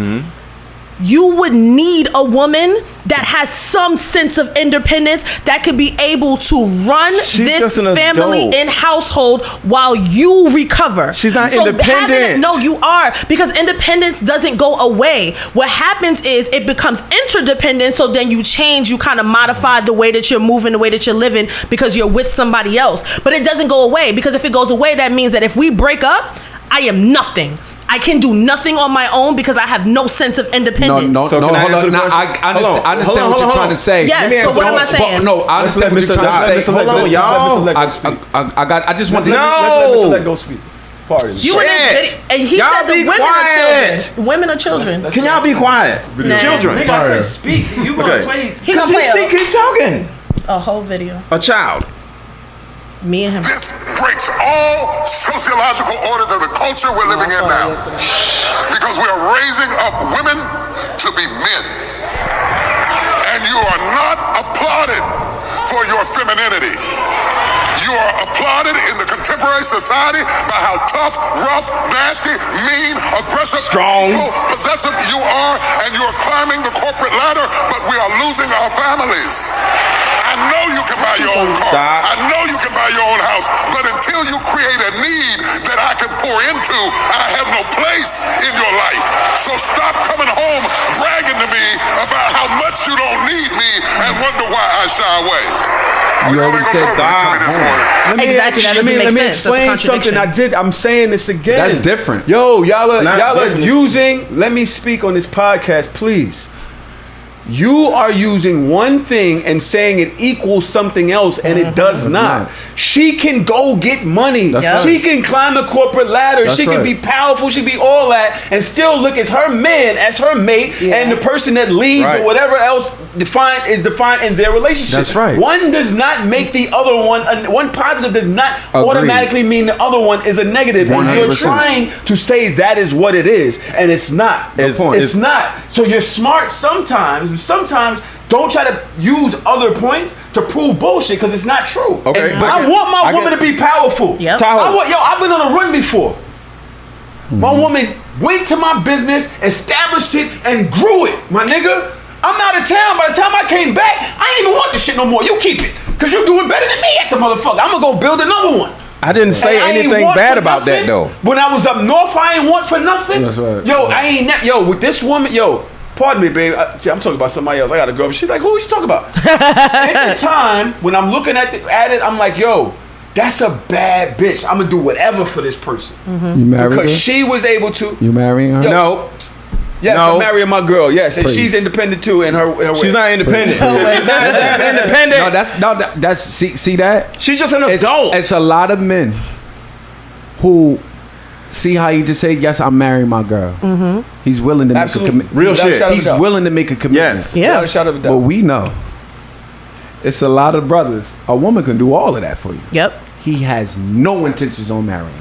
Well, that's because of how he views himself. I'm telling you, a lot of the decisions you make are based on how you view yourself. That's life. Other people. I agree. That's more. Our biggest problem is not externally, is internally. Yeah. I listen. I 100% agree. But what you brought up a video that he was talking about a man talking to his woman. Yep. That doesn't equate to what we was talking about. A woman that's single. Mm-hmm. She should be competent. Why would I talk to a 35-year-old woman that's not competent? That's still want to live underneath someone else. Yep. She got a whole bunch of dudes taking care of her, paying her rent. She don't even know her way of survival is by using people. Mm-hmm. That's nothing about what he said in the video, bro. He mentioned if you want to play back that video, you brought a video. He was talking about his woman. Mm-hmm. He says, when you come home, once he said home, indicated everything energy. He said. Let me say this real quick. Let me say this. Hold on. Let me say this. This is important. You are what you repeatedly do. Okay, so you run around that stupid ass independent bullshit. When you get with a man, you're not going to be able to turn it off. You're going to be in a relationship with a damn man trying to act like you're something that you're not. Do you believe in yourself? What are you talking about? He asked you a question. Do you believe in yourself? What I got to do? I asked you one time before, when you dealt with women, how do they act around you? They shut it down. They sit their asses down. That determines the man then. Yep. She don't supposed to be submissive to a nigga that don't know what he doing. But she doesn't supposed to be independent, period. You lost your mind. We all are dependent on the rest of our environment. That's not competent. I didn't say do that. All right, hold on. Y'all can be arguing with each other. Hold on. My fault, bro. Y'all ain't do nothing wrong. Nah, this nigga be getting you tight, right? But now, because I'm right. I have a situation here that I'd like the ladies to talk to each other. I want to know if they agree with this or not. All right, come on. All right, Two children. I'm gonna step back. I might go give me. You got one more time to call me a child before I slap you upside the head like one. Yo, Mr. Letgo. So I have two things where young ladies are speaking. I don't like to get in women's business. Okay. Good man. I like to say, you know what, y'all talking. You said earlier, like, we don't got women. So here we go. Hold on. I want to know what y'all think about this. Young lady speaking. To black man, can y'all forgive us for getting it wrong? Can y'all forgive us for getting it wrong? Can y'all forgive us for being ignorant and not knowing what to do? Not knowing how to love y'all, not knowing how to support y'all, not knowing how to be there to encourage y'all, giving up on y'all. Can y'all forgive us for that? For taking and playing mind games and just doing the unthinkable. Can y'all forgive us for that? Because we not perfect. We all been played. We all gotta take a L. And once we all take our lick, then we'll be able to really heal. Christ has to be the center of our foundation. Dear black men. All right. That was a question that this young lady titled, Dear Black Men, Can Y'all Forgive Us? I think she just read a poem, and I don't think she was serious. I think that she was just giving us some spoken word. I don't believe that she was literal. There's no way that Miss Ma'am could be literal, because I'm gonna keep telling y'all, niggas is broke, okay? Historically, like generationally. But yet they somehow have found love in one way or another. Somehow they have found somebody that was willing to put up with them, somebody that was willing to deal with them, somebody that was willing to love them, somebody that was willing to be there for them historically. But they never, I don't want to say never because let me not generalize. A lot of them never held up the end of their stick as far as the family. There are too many men that have too many children in too many households for me to ever say, black men, forgive me. I'm sorry. I don't think that black women did a disservice to black men. I feel like black men did a disservice to the family. Black women assimilated. And now there's this major disconnect and divide, and we're trying to figure out how to put the pieces back together, because we had to be there for y'all slack. I hate it. I hate the way that you so conveniently forget these systematic I don't things forget. that you say in I don't other forget. Conversations. Oh, it was already named. They did this to purposely break up the family, to purposely Let me tell you, to systematically destroy the black family. And then when it comes to women's role, is we had to take up y'all slack. No. I didn't say no. Wait, stop. Is it part of it or not? No, it is part of it. It was already named. Be quiet. It was already named in the conversation. We already understand the systemic effects. We get that. So because of that alone, I'm not gonna say like y'all not the victims. We're not the victims. We're the victims together. We're not the superheroes of it. We took the biggest brunt of it. Y'all weren't under attack the way we were. What are you talking about? Because we took the biggest brunt of it because we were the ones that were left with the children. We were the ones that was left having to fend for the family. A lot of y'all weren't married. What the hell the children come from? Why y'all require somebody to marry y'all? Be quiet. Y'all won't have all these goddamn children. No. Aaron. Who has access to marriage, Aaron? Men or women? Right, so we have to. So how the fuck? What do you want us to do? You want us to go? You want us to propose? Don't have kids until you get married. The fuck? I hate when divorced niggas be talking about marriage. I just want y'all to shut the fuck up.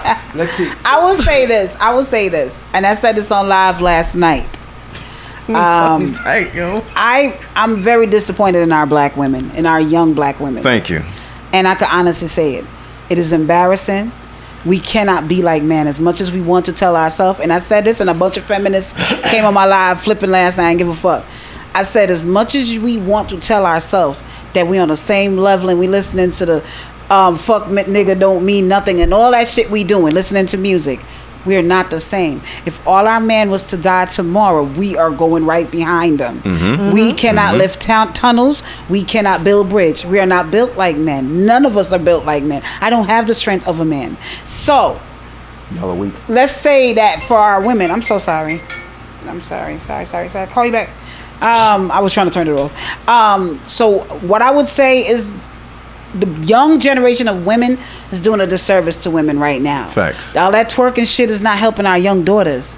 All that extra shit that we doing on social media saying fuck niggas don't mean nothing and just everything is about money. We are broke people. We never had no money. We ain't come from nothing. So when I hear my black women telling my black brothers, you broke too, bitch. You just got empowered under the Obama administration. Like, you know, and this is the thing. A lot of us are not reading. Obama. Way before that. No. The Obama administration put a policy out that put money into the women. But I'll get to you with that. So, under the administration, it empowered black women to be entrepreneurs. That's why black women are the highest entrepreneur in the United States. That is very true. So, my thing is this. We have so much shit that we look at. Okay, the man that fucked up, they fucked a lot of women, they did a lot of damage and things for us. But now, we right here, 2022, What now? Twerking is gonna do it? I don't. That's like, all they wanna no, do. no, wait, be quiet, because this is supposed to be a woman to woman conversation. And I just want to interject just a second. Go ahead. I'm not gonna I just want to say, to me, it's like black women actually empowered themselves during the Obama administration to be where they are now, and it started in the music, and it moved on to entrepreneurship. Like, I would say, shit, I remember the 90s. I remember y'all was getting them jobs, motherfucker. So I remember y'all was getting them jobs up in corporate America, and y'all was in the offices, and y'all was becoming administrative assistants, and we was still in the mailroom. We couldn't find our way in the main office. But y'all was getting that from corporate America, and it was a lot easier for women to ascend in the corporate America than it was for black men. To a degree. Like I said, this is between the ladies. I'm gonna go get me a pineapple. So that's the only thing that I feel that we should do better as. So I agree with you in totality. I really do. But I think that where I think that there's a disconnect. Like me, I'm 33 now. I have my father in my life, but my father did not appear in my life until I was well in my 20s. So the formative years of understanding and how to maneuver through relationships and how I should be and how I shouldn't be, I didn't have him there to teach me that. And the men that I did have, they're not a good example for anything other than if I got a problem, let me call my uncles in them. You understand what I'm saying? Like, I knew I was always protected, but I didn't learn. So when it comes to these 20-somethings, they are raised by single mothers that was raised by single mothers. There's no direction. A single mother can't teach a single mother to teach a single mother how to be good for a nigga. You're right. They can't. So my grandparents, they were married and raised me to a certain degree in my life. My mother was a single mother most of my life, and it was in the end of her years that she got engaged. I learned a lot of the things that I learned about love and relationships from the men around me, because the women, they were just pushing independence. I do think that it's to a disservice to a certain degree. I believe that we do need to be independent. But I also believe that these men have to stand up and be fucking men. Like, I've dated a lot of people in my life. And if you talk about it, like, there are people that would think or feel like I emasculate men, I talk down to them, blah, blah, blah, blah, blah. I don't. I talk to bitch niggas like bitch niggas. If you a bitch and I feel bitching you, my respect for you is going to be different. And I'm not going to be in a relationship with you as well. Because when a real man comes around, we have that natural femininity in us. It'll come out. Just like Ross said, when a real man tell you, all right, you doing too much, and you have a certain amount of respect for him, you know how to dial all of that back. But a lot of men don't be real men. So that makes the women, pass it down, that makes the women have to overpower and overcompensate all the time. These 20-year-olds, they have no guidance because who's supposed to lead them? Where are they daddies? Where was my father? Like, there's no real leadership here. See how Can I say something? It's just them two. There's no real leadership. So that's why I'm not taking the brunt of that conversation of what she said. I'm not taking the brunt of that. Oh, I'm sorry, we got it wrong. I didn't get it wrong. I knew who was worth respect and I knew who was not worth respect. I knew who had their shit together and who did not have their shit together. I know how to move and acclimate myself around a real man, and I know how to move and acclimate myself around a clown ass nigga. That's two different things. Let's be real, because when you have these conversations, you just said these niggas be broke. If I was to sit here and be like, I ain't broke, you would say you are an anomaly. I say you're an exception because there are not a lot of black men that make six figures, and you're also 10 years my senior. So you shouldn't be broke. Shouldn't and whatever is different, because a lot of niggas I know that is whatever. But at the end of the day this woman is talking about, and I'm not agreeing with her, I'm just giving a little context or whatever. She's talking about the generation, the society, just the over-encompassing presence of the younger black women in society, social media, whatever. What we're seeing. Yes. We're not saying the women that are like T or like you. We are obviously the people here of a higher echelon. Most people that are even going to come in here and speak on our show are going to be of a high. Well, let this nigga do the door. This nigga keep calling us children and shit. can we at least acknowledge that the culture is trash. It is fucked up, especially when it comes to black relationships. It is. I agree in totality, but I don't believe that rests on black women to apologize. I feel like we need to apologize to each other, and I don't feel like niggas are apologetic. She didn't say niggas is innocent. This is one part of it saying, "Hey, I'm sorry." Maybe another person could be like, "No, hey, she said we sorry, bitch. I'm not sorry." Listen, can I say this? I believe that the biggest room in the house is room for improvement. He landed that plane. Bar. Right? You're dropping gems. And if we I don't want us to think that, this problem that we have just started when we was alive. Mm-hmm. No, this has been going on since generations, since the plantation. All right, go study that strong feminist woman, Jessie Bernard, right? She's a sociologist, professor. Okay. Go study Orlando Patterson. He's a sociologist from Harvard University, professor. Mm-hmm. Go study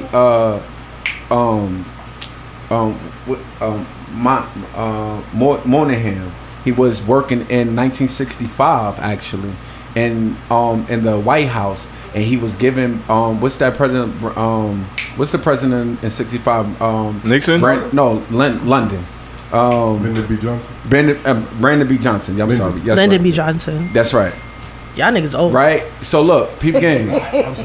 So he openly, it was an in-house report, and he was saying how white supremacy actually was gearing since the plantation, and the problem with the Negro is that our households are matriarchs. We the only ones.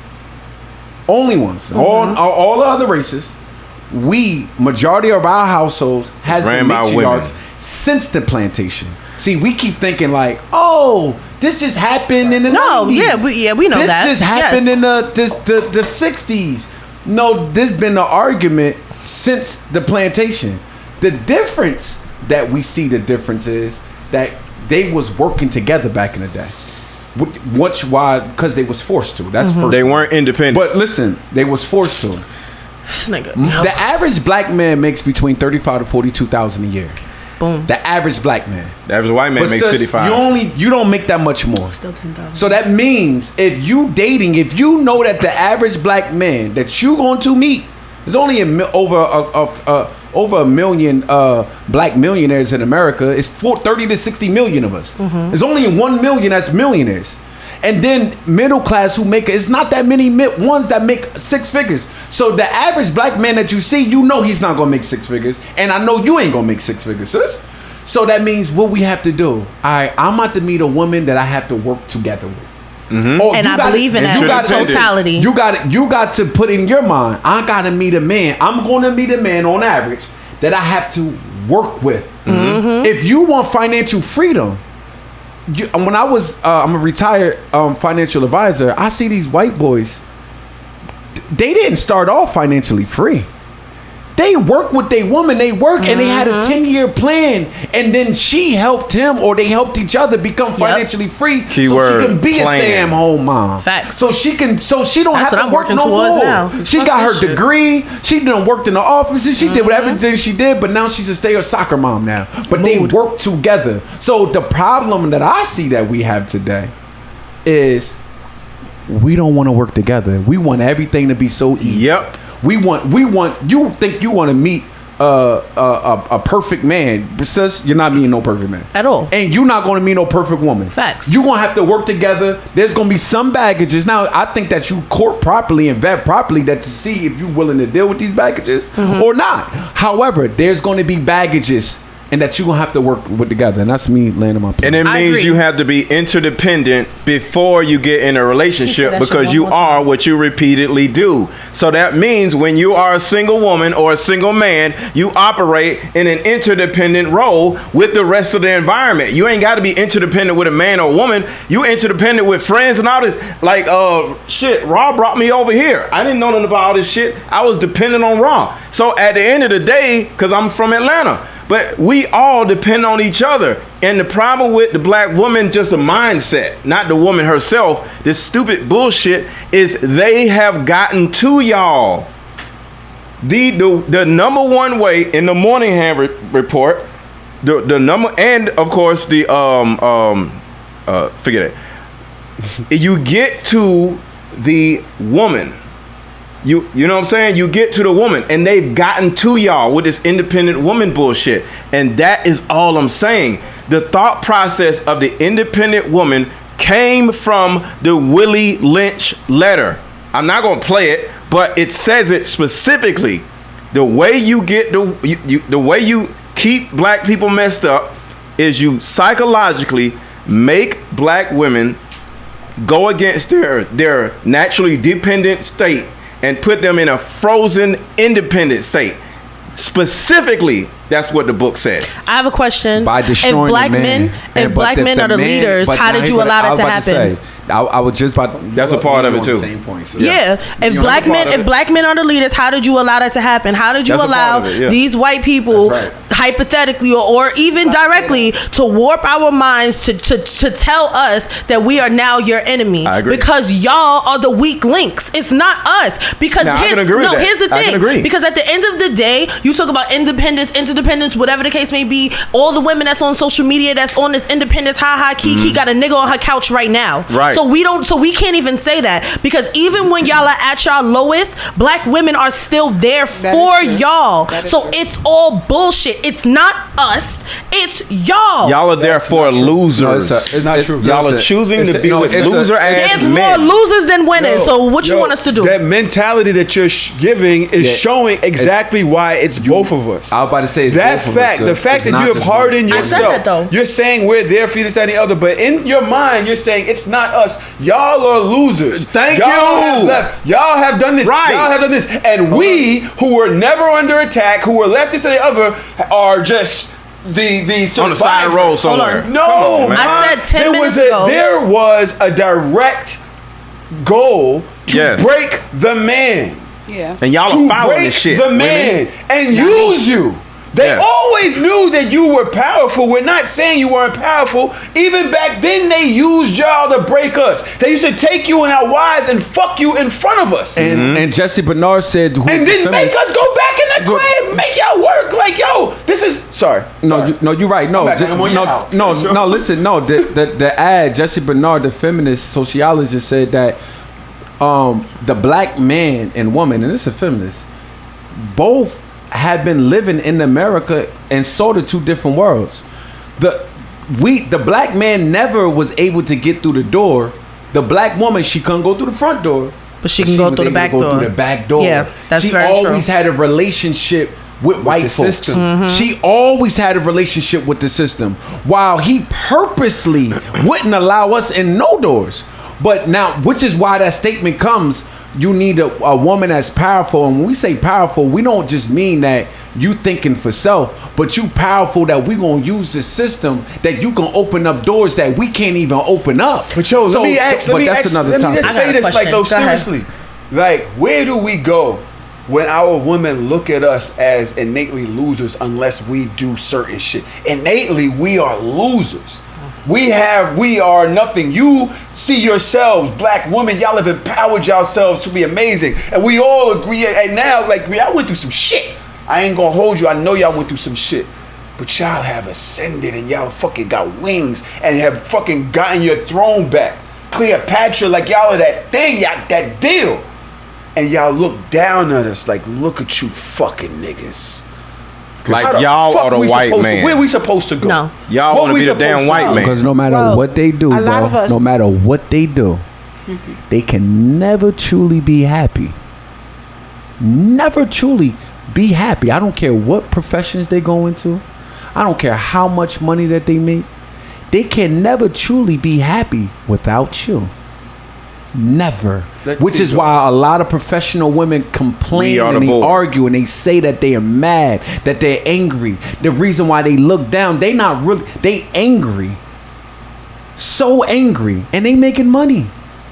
But obviously money ain't everything, right? Because we're the board. It's not even that. What it is that you know, I've been a woman that been in my career that made a certain salary, right?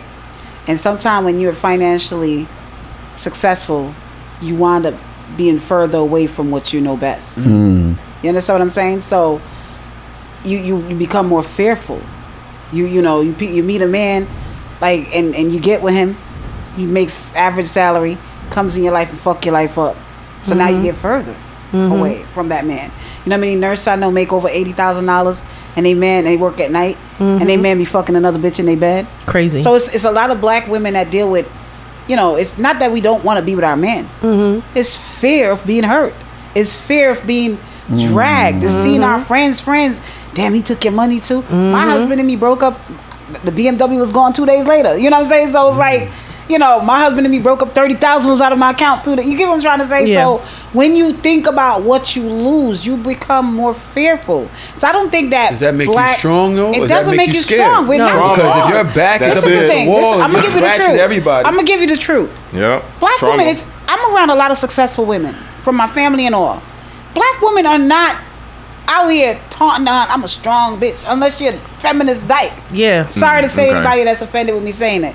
But they on another level. But the real black women that's dealing with everyday life, we want our black men. We love our black men. Facts. 100%. You just operating out of fear? Wholeheartedly. The problem is that trauma. we have not Niggas are not trustworthy. black men because black men are also traumatized. Yep. Because black men, because this is the thing, we can't take accountability from our black men. Because black men has also been fucked up. They come with the fucked up shit, and we're fucked up too. So we're dealing with fear on both ends. Black men are most of the black men you deal with now. They don't want these type of women. And the black woman you deal with now, she don't want these type of men. So we're both losing. That's why we're not procreating. I have a question. Sorry. I just stole it right out your mouth. So here's my question. My question, and it's a little bit also a statement.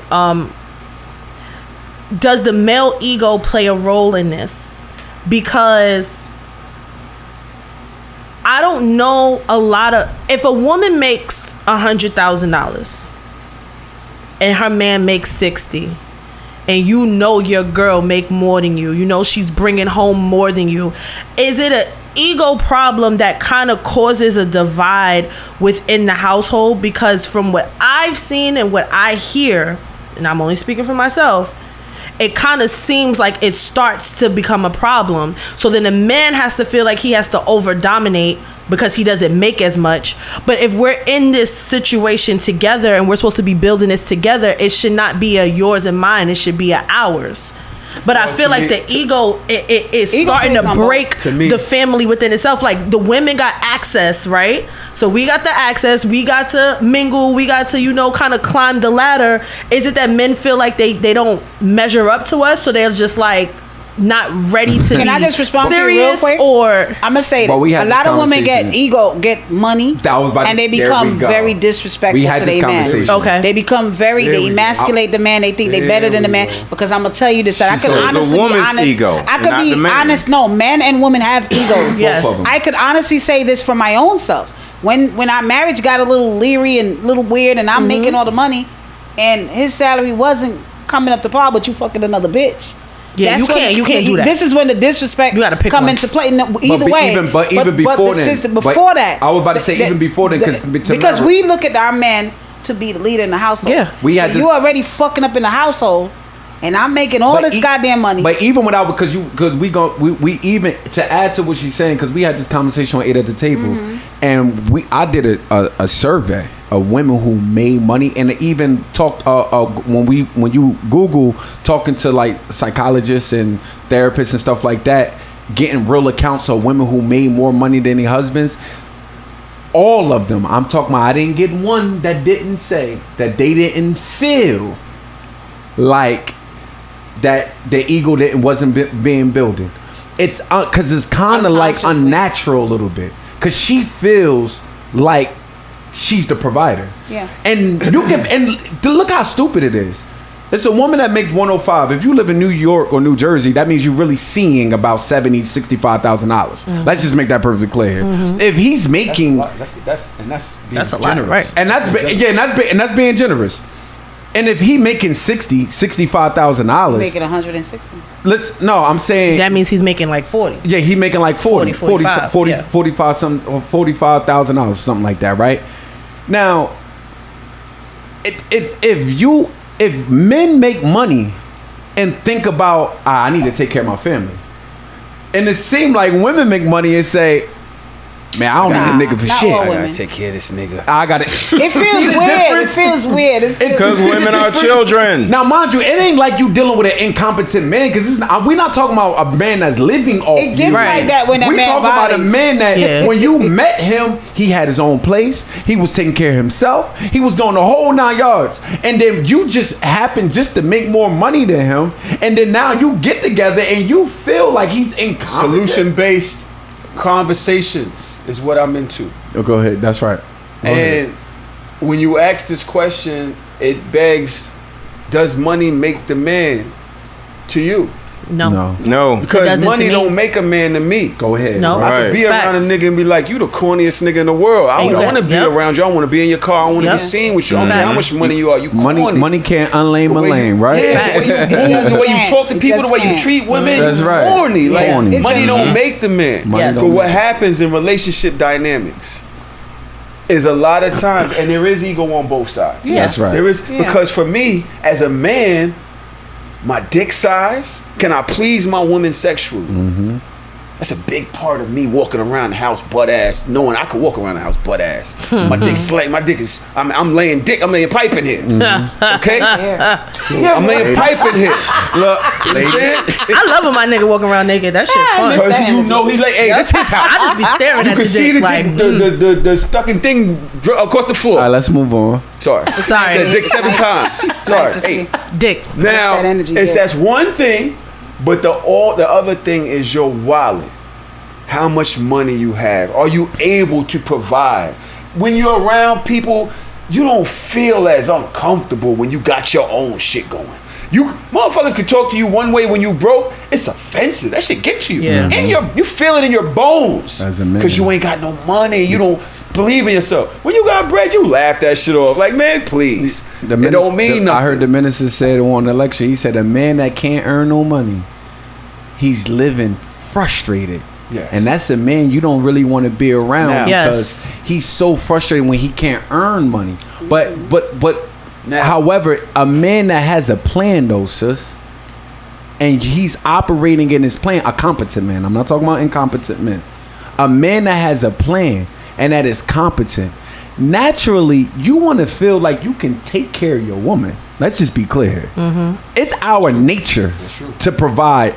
Not in every aspect of life, not just financially, but it's in our nature to provide damn near everything for you. The problem is we want to feel like we are needed. The problem is how unnatural it is for women to be making more money than their men. And it's definitely, and when I said solution based, is because, like I said before, when a man came home with the money, he knew it was his job to put that money. This goes back to my great grandfather. He took the money, whether she had to go get the potato sacks or whatever the fuck it was during the Great Depression. He put the money on the table, he ate, and he went back out to get more. Yep. A woman that is making more does not feel comfortable doing that. But not with this man. I guess it's very ego, difficult. But can I say this to you? And I'm not saying that in a way that is trying to bash women. I'm saying it's very difficult for women to exist in a space with a man that's underachieving when in comparison to her. So that means guess what? We grow into a level. I think that sisters need to become more humble. Prophet Muhammad, peace be upon him. Listen, don't do that. Prophet Muhammad, peace be upon him. His wife, she came from wealth. He didn't. She had more money than him. He married a woman that came from great stock. Mm-hmm. But guess what? He knew how to trade. See, you got to be competent. Mm-hmm. He took and made trade. And he knew how to add more. You understand what I'm saying? So a lot of times, some men, and we got to admit, there's men out here trying to live off women. That's what I'm trying to say. Right? Like, but you got to think about all the things that they've done to get to this place when they making this money. You telling them to be humble. Like, yo, they've been through some shit, bro. In the last 40 years alone, they've seen niggas do all types of shit. Niggas is rapists. Niggas is calling bitches hoes, slut, this and that, but for just being a free sexual person. Not even doing but so much, but to not fuck with them like that. Niggas have told black women, dark-skinned women that they weren't good enough. They wasn't good enough. And then propped up white women. We go to any of the industry parties, the whole they standing there next to their white women like, look, I'm next to a white woman. But you tell this woman that's in her own house, in her own block, in her own society, that she's made something herself. She has to turn to that same nigga and humble herself. Yes. She's not a woman that's grown up in religion. Right, you're saying that you're talking about the Honorable Elijah Muhammad. You're talking about him. These women have been groomed from young because they have a family environment, they have a religious environment. That's your culture, and that's great, but you have to look at that and compartmentalize that when it comes to the entirety. No, I got you. The reason why then we would never, you said solution. Yes, sir. Remember, you start off by using the term solution. I mean that. So if it's solution, if you don't become humble, then it's just going to be ego fighting all the time. Both parties have to become humble. There's nothing wrong with... What's the opposite of humble? What's the arrogant? Arrogant. So what arrogance do you think that men need to become less arrogant then? Arrogance is a destruction. Arrogance is destruction to progress. And we're becoming interdependent on each other's energies. That means arrogance. If she has to humble herself, do we need to become less arrogant? Yep. Because how dare we? But I said both. But it's a sliding scale, Tahoe. She had children. Listen, she said she took care of all the kids. She brought them to Def Jam. She made sure that they ate. Some of them probably wasn't even hers. Yeah. She made sure that everybody was taken care of, and she still went to get the bag. And as soon as this motherfucker felt it was a hit, he took the car, took money out of the account. Look at her. Still she right. I tell you, niggas she needs to humble herself when she find another nigga? Yes. No. You know why? Yes. Listen. Yes. You know why? Y'all niggas got nothing. Ego. Listen. Wait. If you no, she don't gotta humble herself if she don't want to work with nobody. If you dealing with, life is about relationships. Yes. Relationships break up because of arrogancy, because of pride, because we take the old baggage from what someone else has done, and now we dealing with you with a whole bunch of baggage and arrogance. Because right. So if you want relationships to work, any type of relationship, mother, son, no, I don't care what type of relationship it is. If you want it to work, it has to be humbleness in that relationship in order for it to go through. I have a question. Let me just say this. When you think that you're more important than someone, arrogance, you notice power and you bow to that because you respect it. You say, yo, you know what? I accept you as my leader. I accept you as somebody. And that's you do that in God. You do that in anything. You say, yo, you know what? I respect this. They take over governments when they don't respect the motherfucker that's in the chair, away from the United States. Yeah, the motherfuckers then went up to, where was it? I think Sri Lanka, something like that. They jumped over this fence, chased that motherfucker out here and threw a pool party in his pool. You don't run this shit no more. I don't know where it was. Yeah, it was, last I know what you're talking about. I think it was Sri we Lanka. all see it. I have to respect that power. Yeah, and we are human beings. The law of the land will always. The law as a human being will always be more important than the law of the land. Women look for strength, power. Of course, I agree. You can't tell me if you're not going to walk in the shoes that I've walked in, if you would not do that for your own family, for yourself. Hold on, you changed the argument now. No, but I'm saying that's how they look at us. I understand that, but again, you saying humble. Listen, how? In order for relationships to work, sis, you chose this man. He's not forcing you to do anything. If you say that you are choosing this man to spend the rest of your natural life with, you chose him. But you want to bring arrogance to a man that you chose. This is my it's that you're working against yourself. That's ego. Right. It's not wrong what you're saying, but this is what I would say. Most of us move with egos, men and women. I think that what our black women should do, some of us, is take the ego off the table. We're comparing our egos with each other. Women are starting to butt up to men as if they're men. Yeah. And that's what I'm saying. And so the ego goes into play against each other. And because of that, that's where dysfunction comes into play. Mm-hmm. So I would say when it comes to humble is hard to say and accept. It is because I'm not gonna lie to you. It is. But you're a Hebrew Israelite. You know that. No, I understand that. I'm a submissive woman, so I totally get it. The scripture says God loves. Yeah, I'm humble, and I totally get that. Not arrogant. But I'm gonna say this: our men don't show leadership. Tamara, let me say this. Let her get her point out. We started. Just one thing. Go ahead. Our men don't show leadership. I hear a lot of men go around saying they want submissive. Yes. Our men do not show leadership at all, and I can't fully blame them because they don't have examples. Yes. Most of our black, just as well as our women, yes, they don't have. We don't have examples. I agree. So we're a bunch of dysfunctional children, like you would say, Aaron. Children, all of us, not all of women. us. Not just the women. We're a bunch of children playing in a play yard, being dysfunctional to each other. Yes, I agree. I want to say that. Hold on, this conversation is going on really, really well. But Rashawn did call and pull my card on this, so I'm gonna go around the room. For one, I just want to say I accept y'all.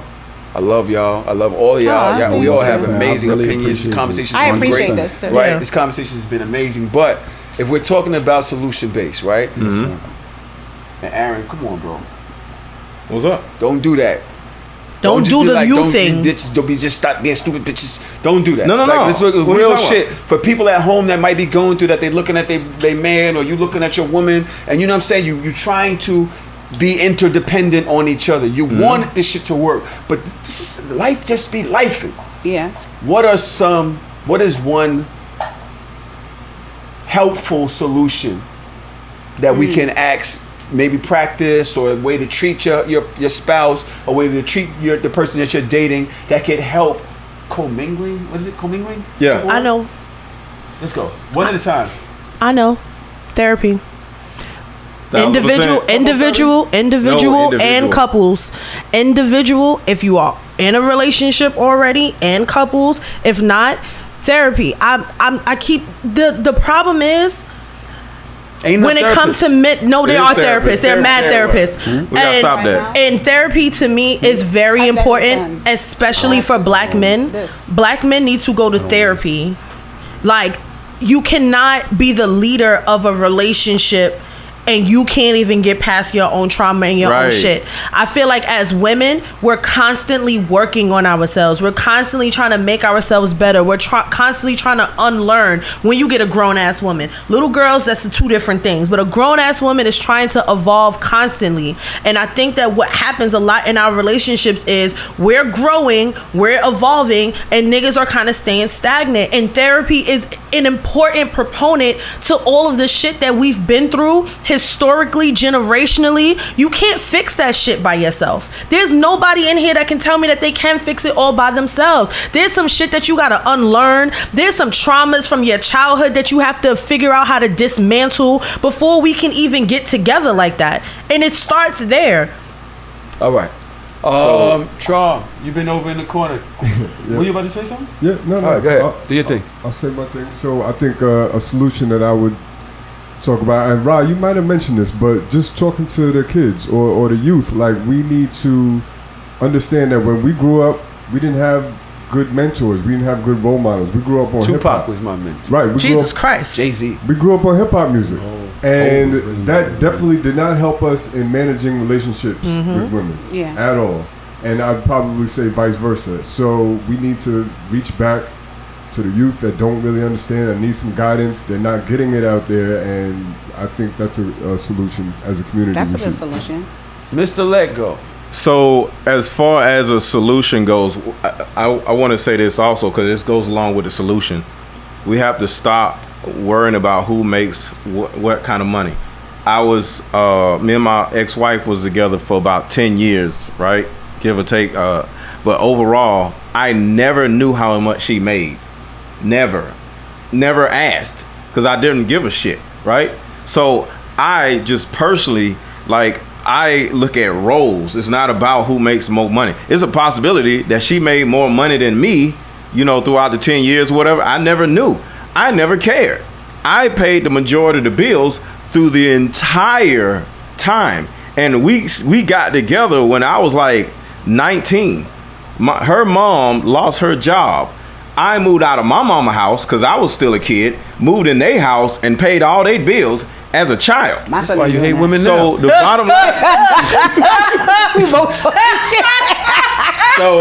So I came in, I paid her mama's bills. This nigga traumatized. So I came in. Hold on, y'all. Trauma, PTSD, trauma. So I came in.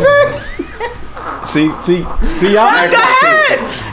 Oh, now it's all of us. It's not just. So y'all, now Tahoe over there like, well, we gotta come up with solutions. And I come up with solutions. Y'all wanna talk shit. Nigga, you ain't come up with a solution yet. You traumatized. I'm telling y'all.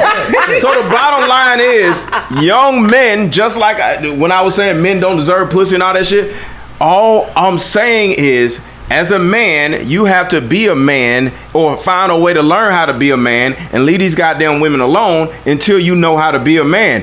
I paid her mama's bills, took her away from her mom, and got with her and paid the majority of the bills and to the certain through the whole relationship. I never knew how much she made. So my part of the solution is stop worrying about who makes more money and work in unison with each other. You might have got finesse, bro. All right.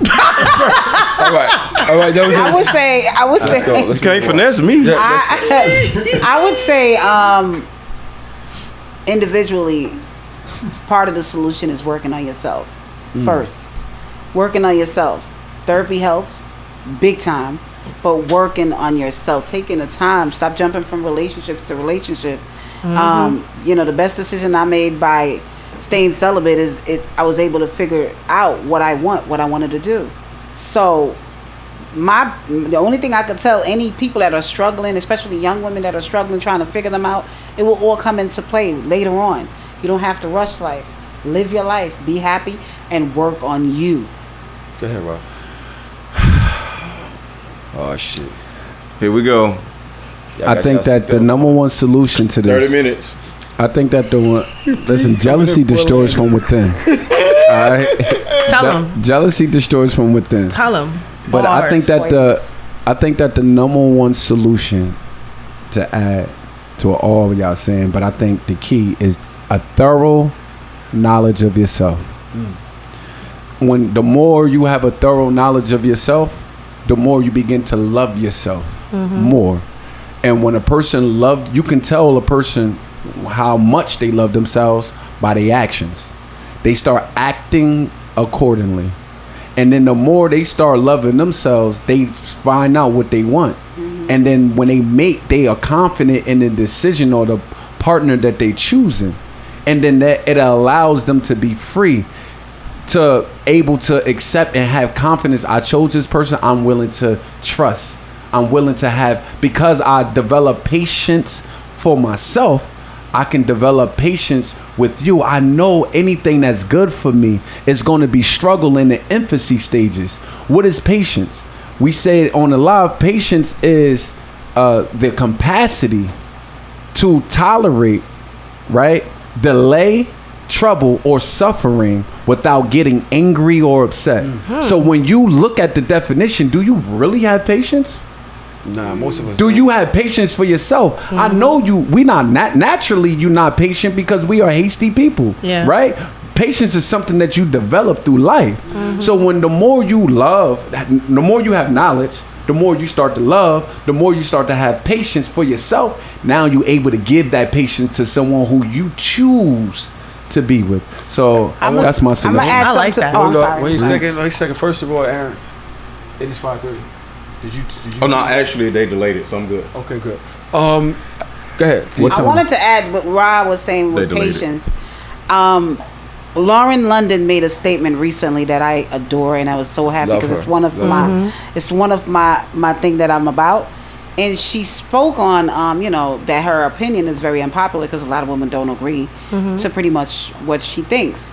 On that level where it says the ego, most people are dating based on ego, and when you really, really meet someone, if you could take away the ego and just like somebody genuinely surpassed, you want to ownership. That's why I'm a type of woman that could deal with a man that have another woman.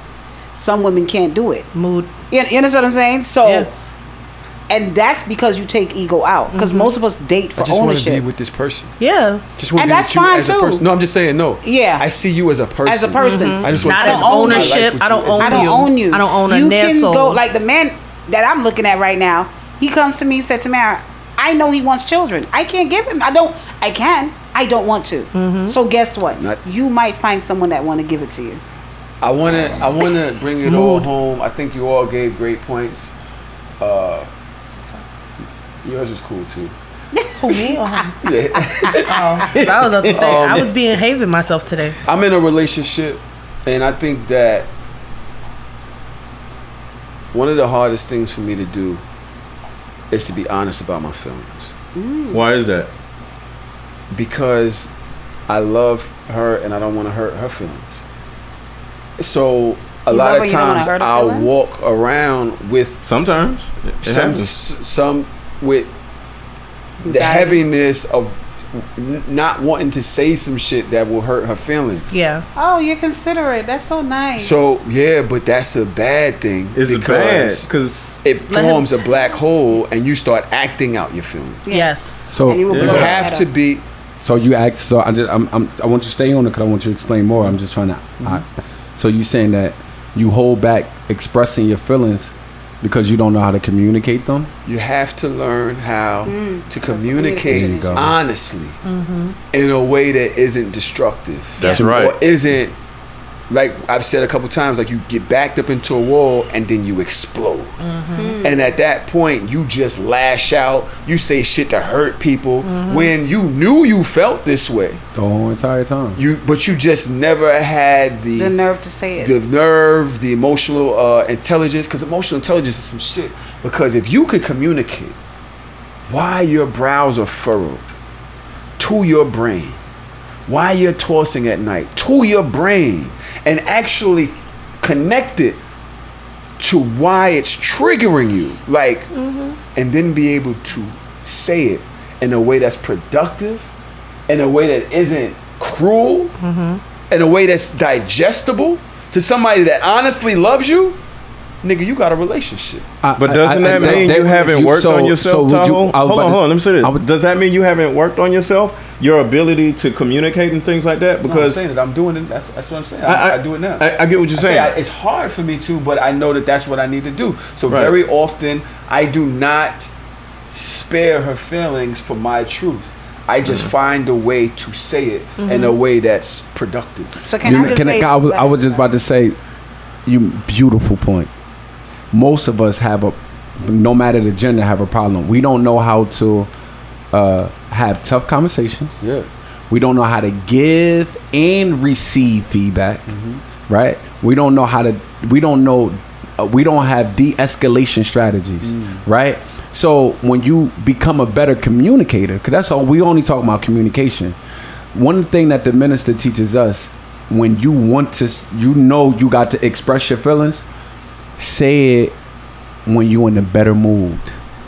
It's gonna come out better. I was about to say, when you saying it and when you're mad, you're liable to say it. You're liable to say it with vinegar. I'm a liar, right? So, I'm a Pisces. I'm a liar. So you see, all right. So as you a see Pisces, how I will mask all that, and I will think I'm in a better mood. I'm gonna tell you this. But that's what I was about to not say. Pisces, bro. But when Pisces you become, also. when the minute that you God bless become in your a girl. good mood, there's ways of telling a bad story in a way of not making someone angry, But not making someone. Let's see. Go ahead. Tiff. No, what I'm saying is that I kind of did that in my marriage. Like, I loved him, and I didn't want to hurt his feelings.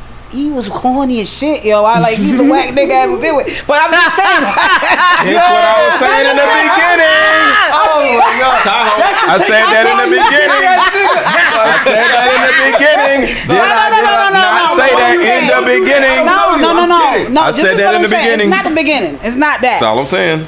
I loved used to him dress him? overall. Yes.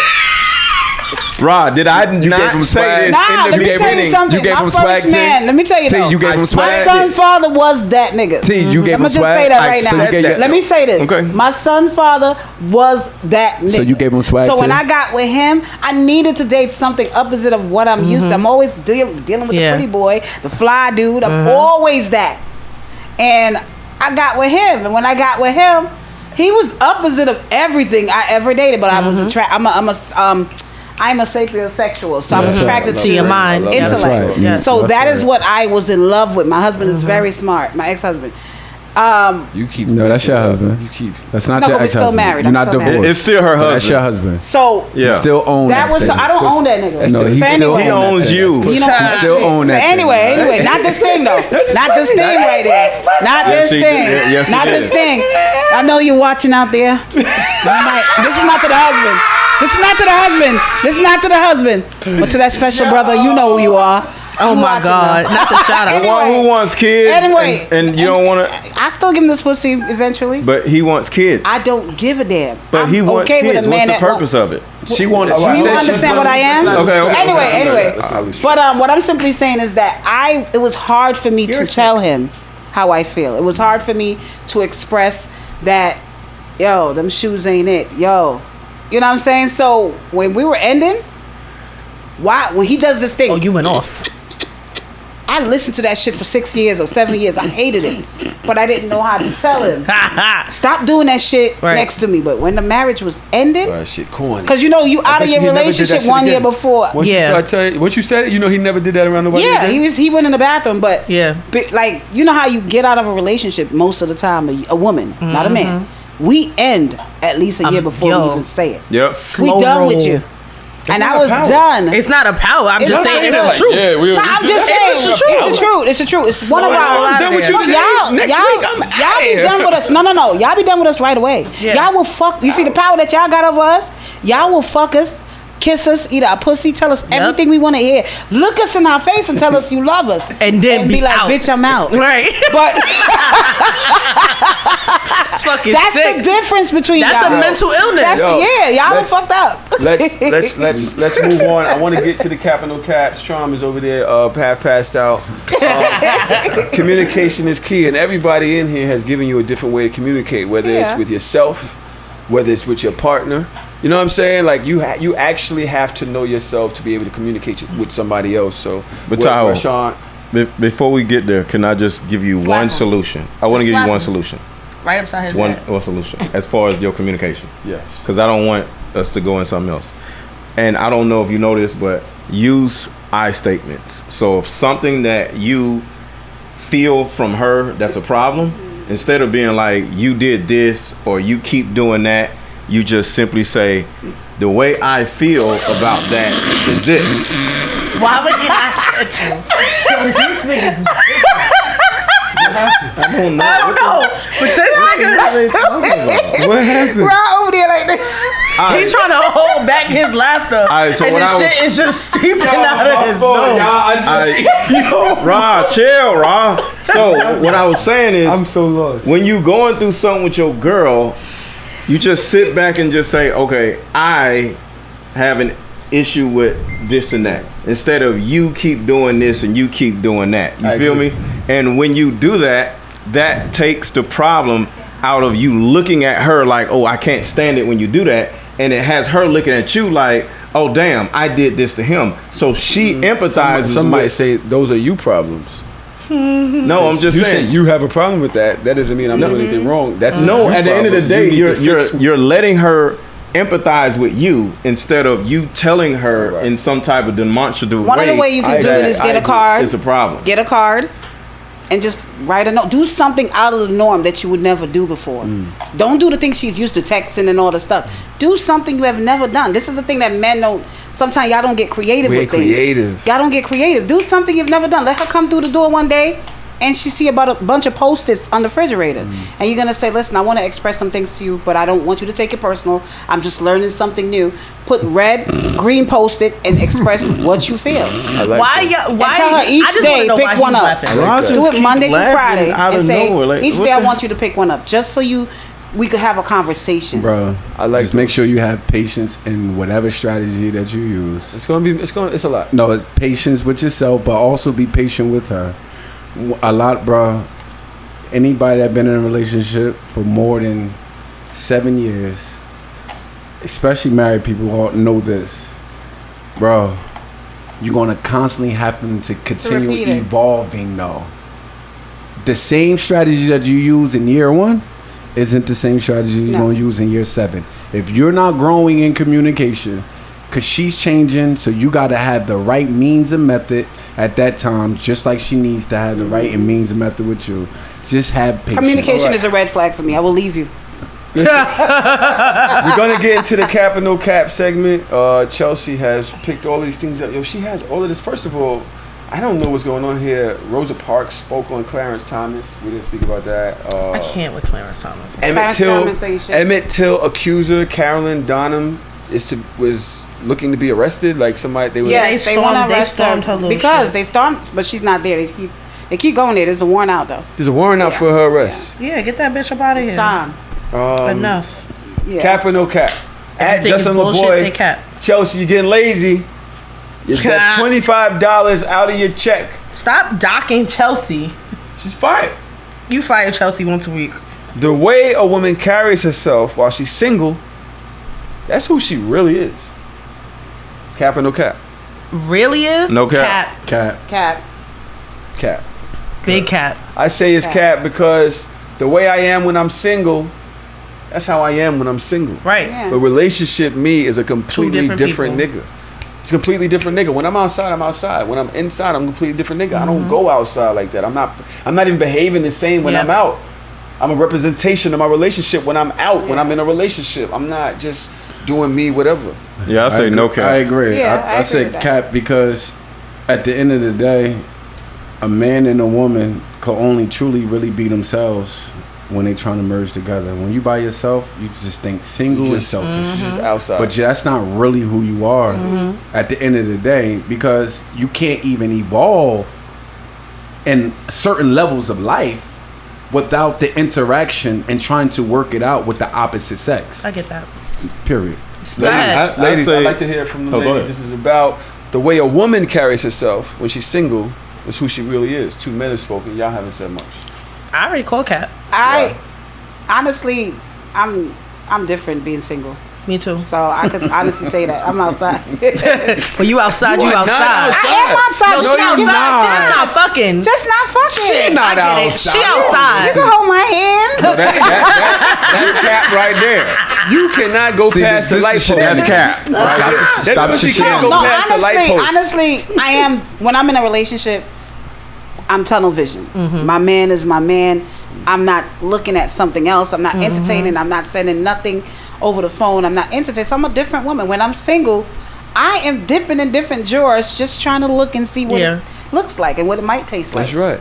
But other than that, I'm not doing. I feel like single people act like single people, and people in relationships act like people in relationships. People that are married act like people that are married. I don't feel like you are one thing because of your relationship status. Like, because when I was single, I used to do some foul shit. I'm a better person now. You see, I be chilling. She met the right nigga. At Justin LeBoy, she did. He said no cap. Hold on, I said no cap. You going? He said no cap. Oh, you said no cap. He sure did. You know he did. Like I said, why? What do you mean? I can't have a different opinion. Go ahead, friend. Yeah, I think that's what you like to do. No, I contrarian. No, it actually goes with everything I said when it was on the independent stuff. I literally said you are what you repeatedly do. So if you are one way single, to a certain, you're going to change some things, but you're going to be that same way when you're in a relationship, because this is who you are. You can evolve, but overall, your habits may change a little bit, but you still are that person. So no, I'm the same way outside a relationship that I am in a relationship. That's lies. That poor lady. That is. And you could try to change, but that's just the top layer. All right. Is crazy. At Justin LeBoy says, men don't post their girlfriend because they want other women.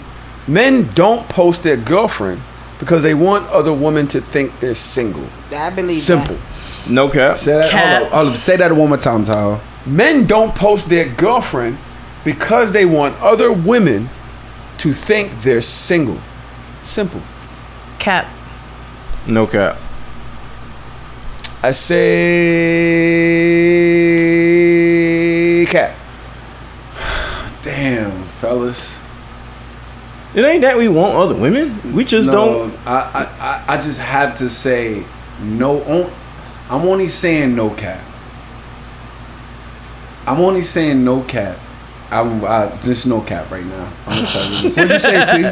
T, what'd you say? I do believe that's true. Like it's true. Men don't post their girlfriends because they don't want other women to notice. Period. Like as an example, and this is an example. Not true. Derrick Jackson had a whole wife, didn't tell nobody, and guess what? He sold more, books or more whatever because women wanted him. And once he actually shown that he was married, I'm sure something changed. So at the end of the day, when even the typical guy, when women want you, they engage more in whatever it is that you got going on. But when they know that you got a woman, they just like, oh, I would never have him. That's so not true. The engagement actually changed. If that's the case, then side bitches wouldn't exist. Then bitches still wouldn't be sliding in people's DMs if they was in relationships. No, I don't believe that. That people who cap. just like fantasize about want to be with you. I think that statement is true. And the reason why I think that statement is true is because a lot of us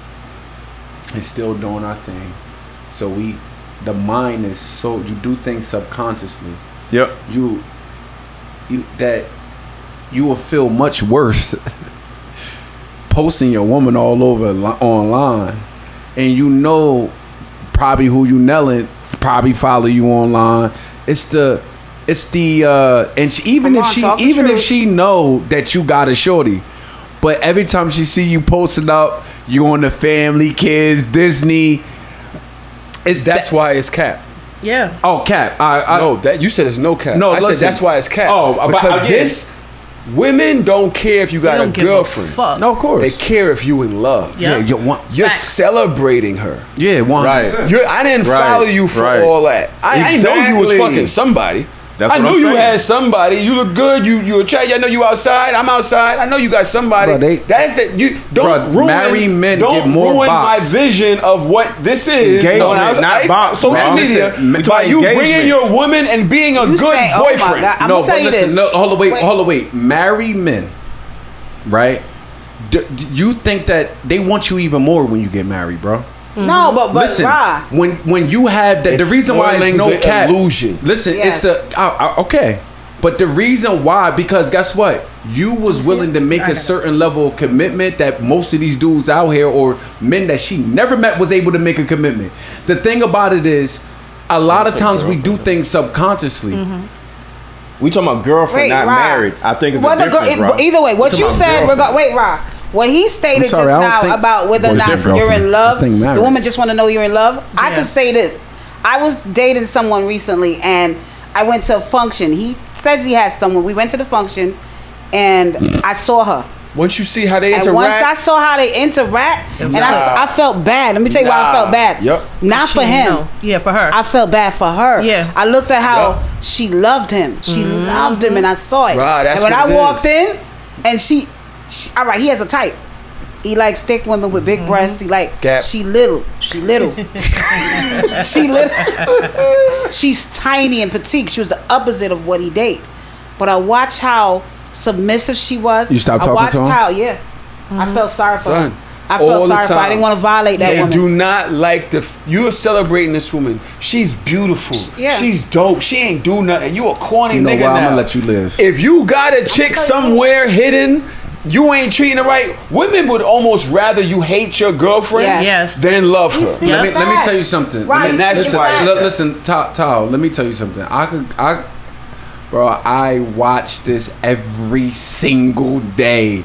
Just like you got people in your DMs that they probably asking you for advice. Bitches don't flirt with me. No, I'm saying for advice. And we talking about advice. My girl is like, because what we do, because of our platforms and what we do, people come to us and ask for advice. Bro, let me tell you something. Don't believe the shenanigans. It doesn't matter how much you broadcast her. They still in your DMs and they still want you. Why you're not getting it? Listen, I do. Why? Because I don't agree with you. That's girlfriend. Hold up, huh? You have a girl? No. He don't. He don't believe it. So you don't even know. I've been married. But you. So you don't even know. I've been married. I listen. No, I've been married. Listen. Of course, I don't got no girlfriend. You don't know. You're not getting it. That's why we not getting it. Hold on. Marriage and girlfriend is different. From a woman perspective, we're the women. Yeah. And we're telling you, it matters if you're in love with her. Yes, it does. Because then when we start getting your pipe, right? And you feeling good inside of us, and we starting to catch feelings, telling our friend, bitch, I was by Mikey house. Oh my God. And then you seeing posters, bitch, and you like, yo, you really in love with her, right? I can't never. Why he acting so extra for this bitch? Women love to fool themselves. Her man love her dude. Yep. It's like we can't compete. I can't fool myself. But if he's that's why the married man complains to the mistress. I'm not happy. That's why that woman goes in thinking she can save him. Exactly. So a woman thinking he gonna leave her when he not. All right, but the question was, right? The reason why men don't post up their girls is because they want other people to think that they're single. Want other people to think that he's single. No, but that's not true. It doesn't matter if you're single or not. No, but listen, subconsciously, you just said it. If married men know damn well they never leaving their wife is lying to the mistress. Yeah, he's making it seem like I don't really want. I'm in something that I really don't want to be in. That's what I'm saying. But it's the same way online. Just the same thing online, right? He's operating underneath that same mindset online, which is the reason why he's not posting his girlfriend. But he might still post. It's not about her existing, right? The tweet or the post is talking about single and not single. Like they don't post their girlfriends because they want us to think that they're single. Right. Are they not in love? No. That's not it. That's not it for me. Because there's so many. I've watched niggas that have posted their girlfriends on like birthdays and anniversaries. You won't see them never again. You gonna see them a birthday, a holiday, and an anniversary. That means nothing to me because he's dogging you out behind the scenes. And I'm like, he don't love her. He just with her because he. But if he posts her every day, that's different. Like what? You in a car with her? Y'all singing together? Yeah, nah. So you out? Nah. You doing sexy ass fucking thing at Maestro's videos? Nah. This nigga loves this chick. Nah. All right, come on, let's move on. Let's move on. Oh, guess what? Another Justin LeBoy. Chelsea. Leave Chelsea alone. Where's my camera? Is that what we doing? All right, that's $75 at your check. Let's argue. Oh, buddy. Jesus Christ. Women never think they fumbled anybody. Cap or no cap? That's a cap. That's cap. They know women know when they fucked up. Women know that they fumble, especially when they get older and they reflect on the man that they, she ain't really treat him right. Like, son, you ain't even doing cap or no cap. I got it. That's cap. Women know when they fumble somebody. There's been. I say no cap. Listen. Women know when they fumble somebody. And I think we had that conversation, and I think on the live, mad women saying, "Yeah, I had somebody." It was mostly older women too. Yeah, reflecting. Maybe when you get older. Yeah, when they reflecting back. I ain't fumbled. Of course, you still arrogant. See what I'm saying? I haven't fumbled shit. Oh, well, because they're oblivious to everything that they do. You never met a man, really. I feel like. Have you ever met a man? Yeah, I feel like every man that I have ever dealt with was not the man for me. Okay. So I don't feel like I fumbled anything. Right, so then, of course, you don't feel that way. Yeah. I don't got no beef with these niggas, but like, I'm not saying that they weren't good people. I'm not saying that they aren't people deserving of love and deserving of like. I just wasn't the person for them. They just weren't for me. Right. So I never fumbled a damn nigga in my life. You fumbled the bag? I've never fumbled anything. I think every situation that I've been in, every situation that I've been in has been exactly what I'm supposed to be in. Yeah. I ain't fumble a goddamn thing. Oh, man. Now, here you go. Here you go. No, I didn't fumble anything. I think the only closest thing I could probably say to fumbling it. No, I never fumbled. Don't start mystery guy in here. All right, there we go. This is what I'm talking about. She said, you got to get rid of the mystery guy here. I'm where I'm supposed to be at. No. I might have fumbled the bag right now. That's all I'm saying. I might have fumbled the bag today because I ain't giving up the box. Okay. To a particular person in the industry, I fumbled the bag, but other than that, all right. Fuck it. Right. For one, I got to do the intro to the show. Again, because I don't even know if we started. I don't know if anybody knows who's been talking this time. Remember, the thing wasn't working. And we just started talking. That's right. We never actually said who y'all were, which I do. Right. So Yeah, people that's just judging y'all by your opinions. They have no Yes, idea sir. the opulence that's in the room. Yes, sir.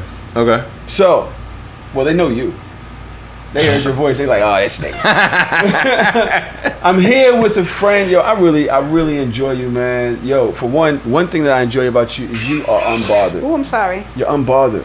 You don't mind having your own opinion. You are not led by the crowd. You don't have groupthink. You know what I'm saying? You're ambitious. Yeah. There's only one other person that I know that's lost their page or all their followers at a height in their career. Their career. Yeah. And laughed it off. And came right back and started doing even bigger things, and that is you, Mr. Letgo. Yeah, I appreciate person who has no problem having the worst opinions in the room. Well, the best opinions in the room. Psychosis is at its best. Welcome to New York, my friend. Tell us about yourself and where to find you. Sorry, I'm sorry. She's like, it's I'm 2 sorry. hours, nigga. I'm so sorry, y'all. I stopped She professional. started that way and she's ending that way. She be doing that on the set too. I got to tell her, man, this is shit we got to deal with. Come on, Mr. Letgo, tell us where to find you, who you Women are. are children. Okay, sorry. This nigga is sick in the head, yo. Hey. Like, he's unwell. Like, this y'all friend? All right, this is okay. I love your energy. So I am Mr. Letgo, and I am. I'm the one that says women are children, and as you can see. But overall, can't wait to meet your girlfriend. I gotta talk to her. They gonna break up now. He said she want her freedom. That's what he said. Yeah. But no, I'm Mr. Letgo. I actually coach women.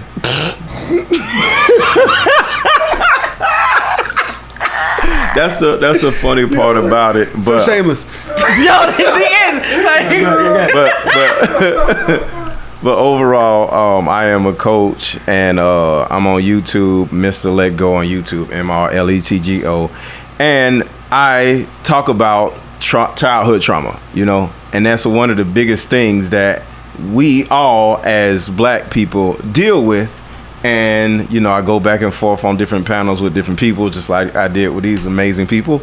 And I was always right. And I'm usually always right. But people don't want to hear it because they are stuck in their own delusion. The psychosis is wild. Like, he said delusions. The first thing that popped in my head, delusion of grandeur. I love you bad. You know that, right? Yes, I love you But Jesus too. Christ. Like, Through dealing with Mr. Letgo, first of all, he always give me a call.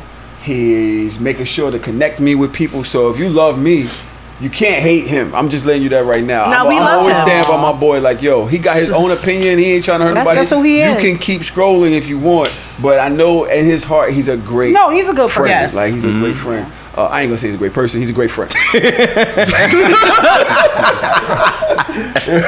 2 things can be true. both ends. One of the people that I had the pleasure of meeting through him, he actually brought this young man to our live show. That was when we had the Shameless weekend. Yes.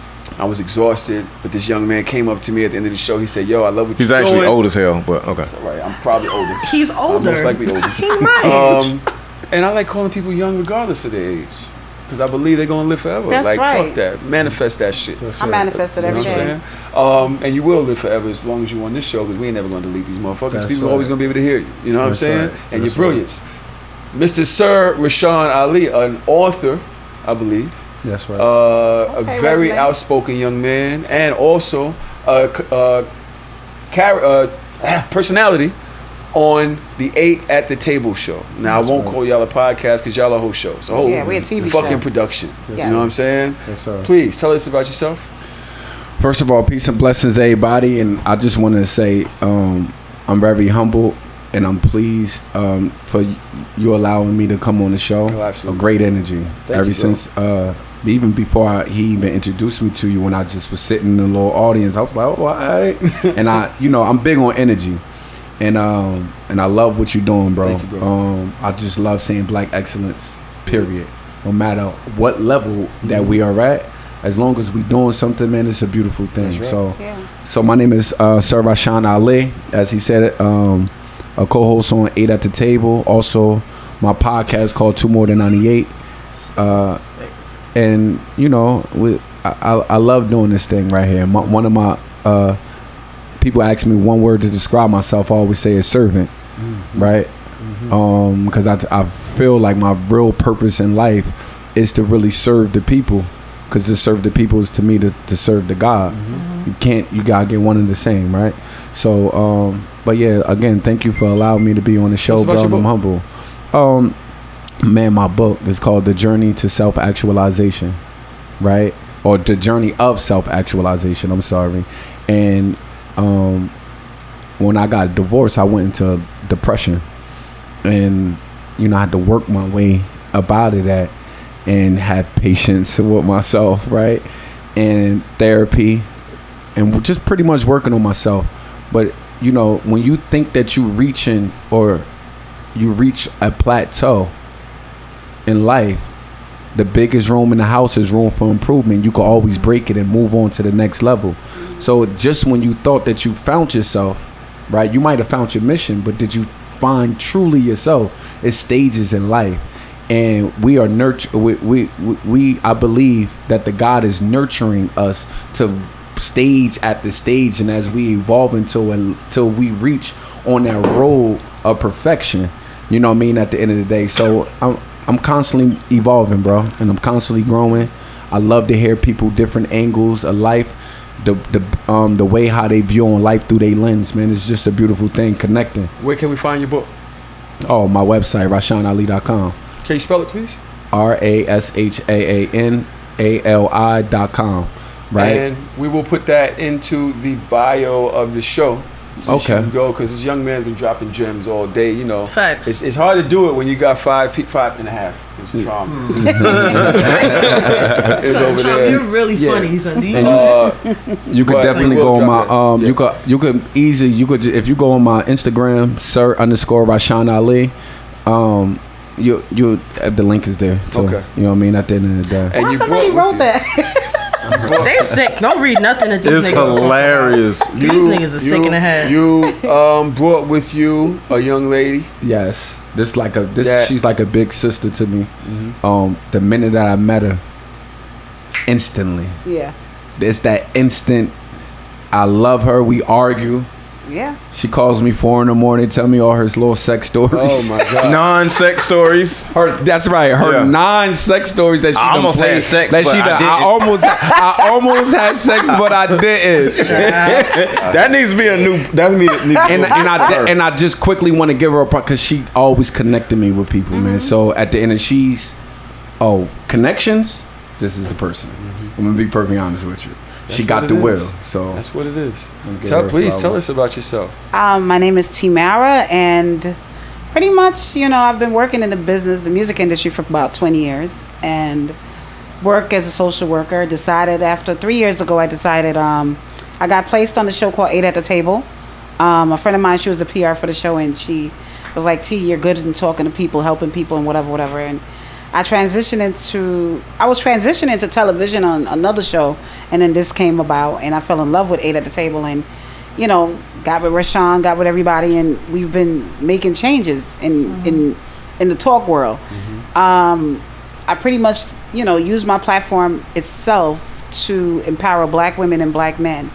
I'm not a person that's about different, you know, like, I don't want people to think I'm some racist and all about only our culture, but if you're going to have a platform like Jay-Z said, if you're going to use it, either you're going to be impact or you're going to use it to sell bullshit, and I'm not doing that as a person. So wise man said you either build or destroy. Yeah, so my goal is to try to add to building our community, add to letting our women, holding our women accountable and our men, but I mainly have a large women audience, so my goal is just trying to tell women that we got to throw the swords down and let's try to figure out how to balance things out, you know. I work with Major Hype as well. We do the same type of work. He's a comedian.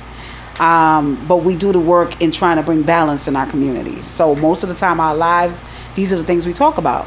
And then we have a dating show on Instagram. That's one of the hottest dating show every Mondays and Thursday. It's called Playing for Keeps. Mondays is what night? Monday is Mature Monday, and Thursday is just Ratchet. Listen, it'd be some stuff up there. A couple guest appearances from celebrities, but it's definitely the show to go on tonight at 9:45. But prior to that, I just been creating my own energy and just trying to put out positive information to different people that can help us. That's my goal. Very happy. Trom, how you doing? You all right? Sure. I'm good. You got anything you want to say? Nah, I'm like the fly on the wall over here. I'm just. Well, there's one flying around in here. I'm very happy to be able to say that we've created a space where these conversations can happen, man. I'm proud of myself, man. And I gotta tell you, I appreciate. Yes. I appreciate the fact that you guys invited me. Thank you, Rashawn and Mr. Man over there. Absolutely. I love y'all, but I appreciate this energy. Because I said they wasn't finna jump me. I wasn't about to be the only woman in here. I was coming, baby. I was coming. How he giving it up? I knew where he was coming from. I was like, I don't know. I was coming with you. Y'all not gonna jump me. But I appreciate the fact that you opened your doors to have me here. I'm thankful for this. I didn't even know this is in Brooklyn. Yeah, you heard you from Brooklyn. So this is good to know. Thank you so much. Am I toxic? Are you toxic? Oh, in Tahoe. She think I'm toxic. Just a little bit. A dust, a smidge. I do want to shout out to a show you're about to be on. So I'm Mr Letgo that is on tonight's conversation. And Tahoe. I need to get on that show. Tahoe is about to be on tonight's conversation also. Oh, I can't wait. So let him have shout out to Ace Metaphor and tonight's conversation. So I wanted to say that part. Oh, that's dope. And then let me know. I know you said you want to be on 8 at the table. Yeah, I want to argue. Okay. You want to come argue with Ra?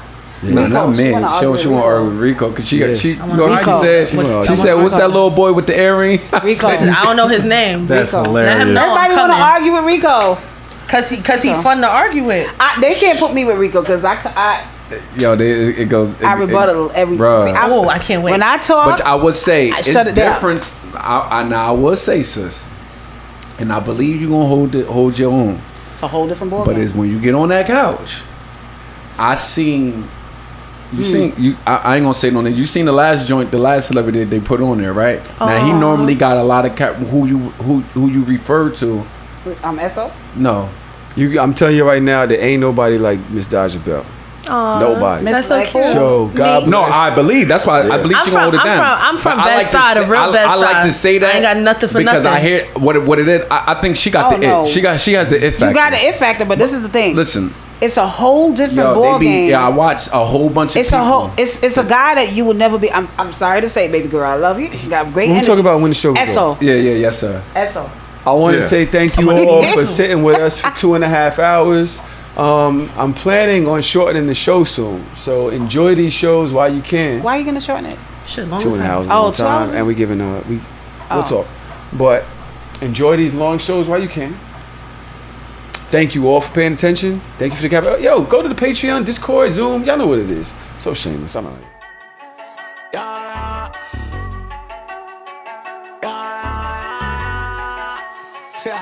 That nigga be Christmas, man.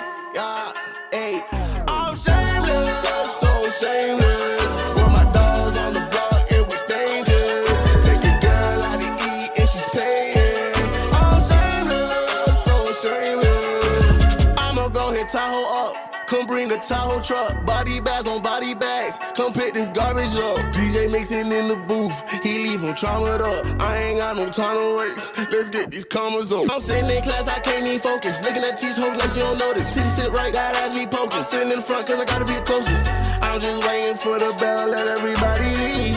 I passed with an A, but left her with a D. I'm shameless, so shameless.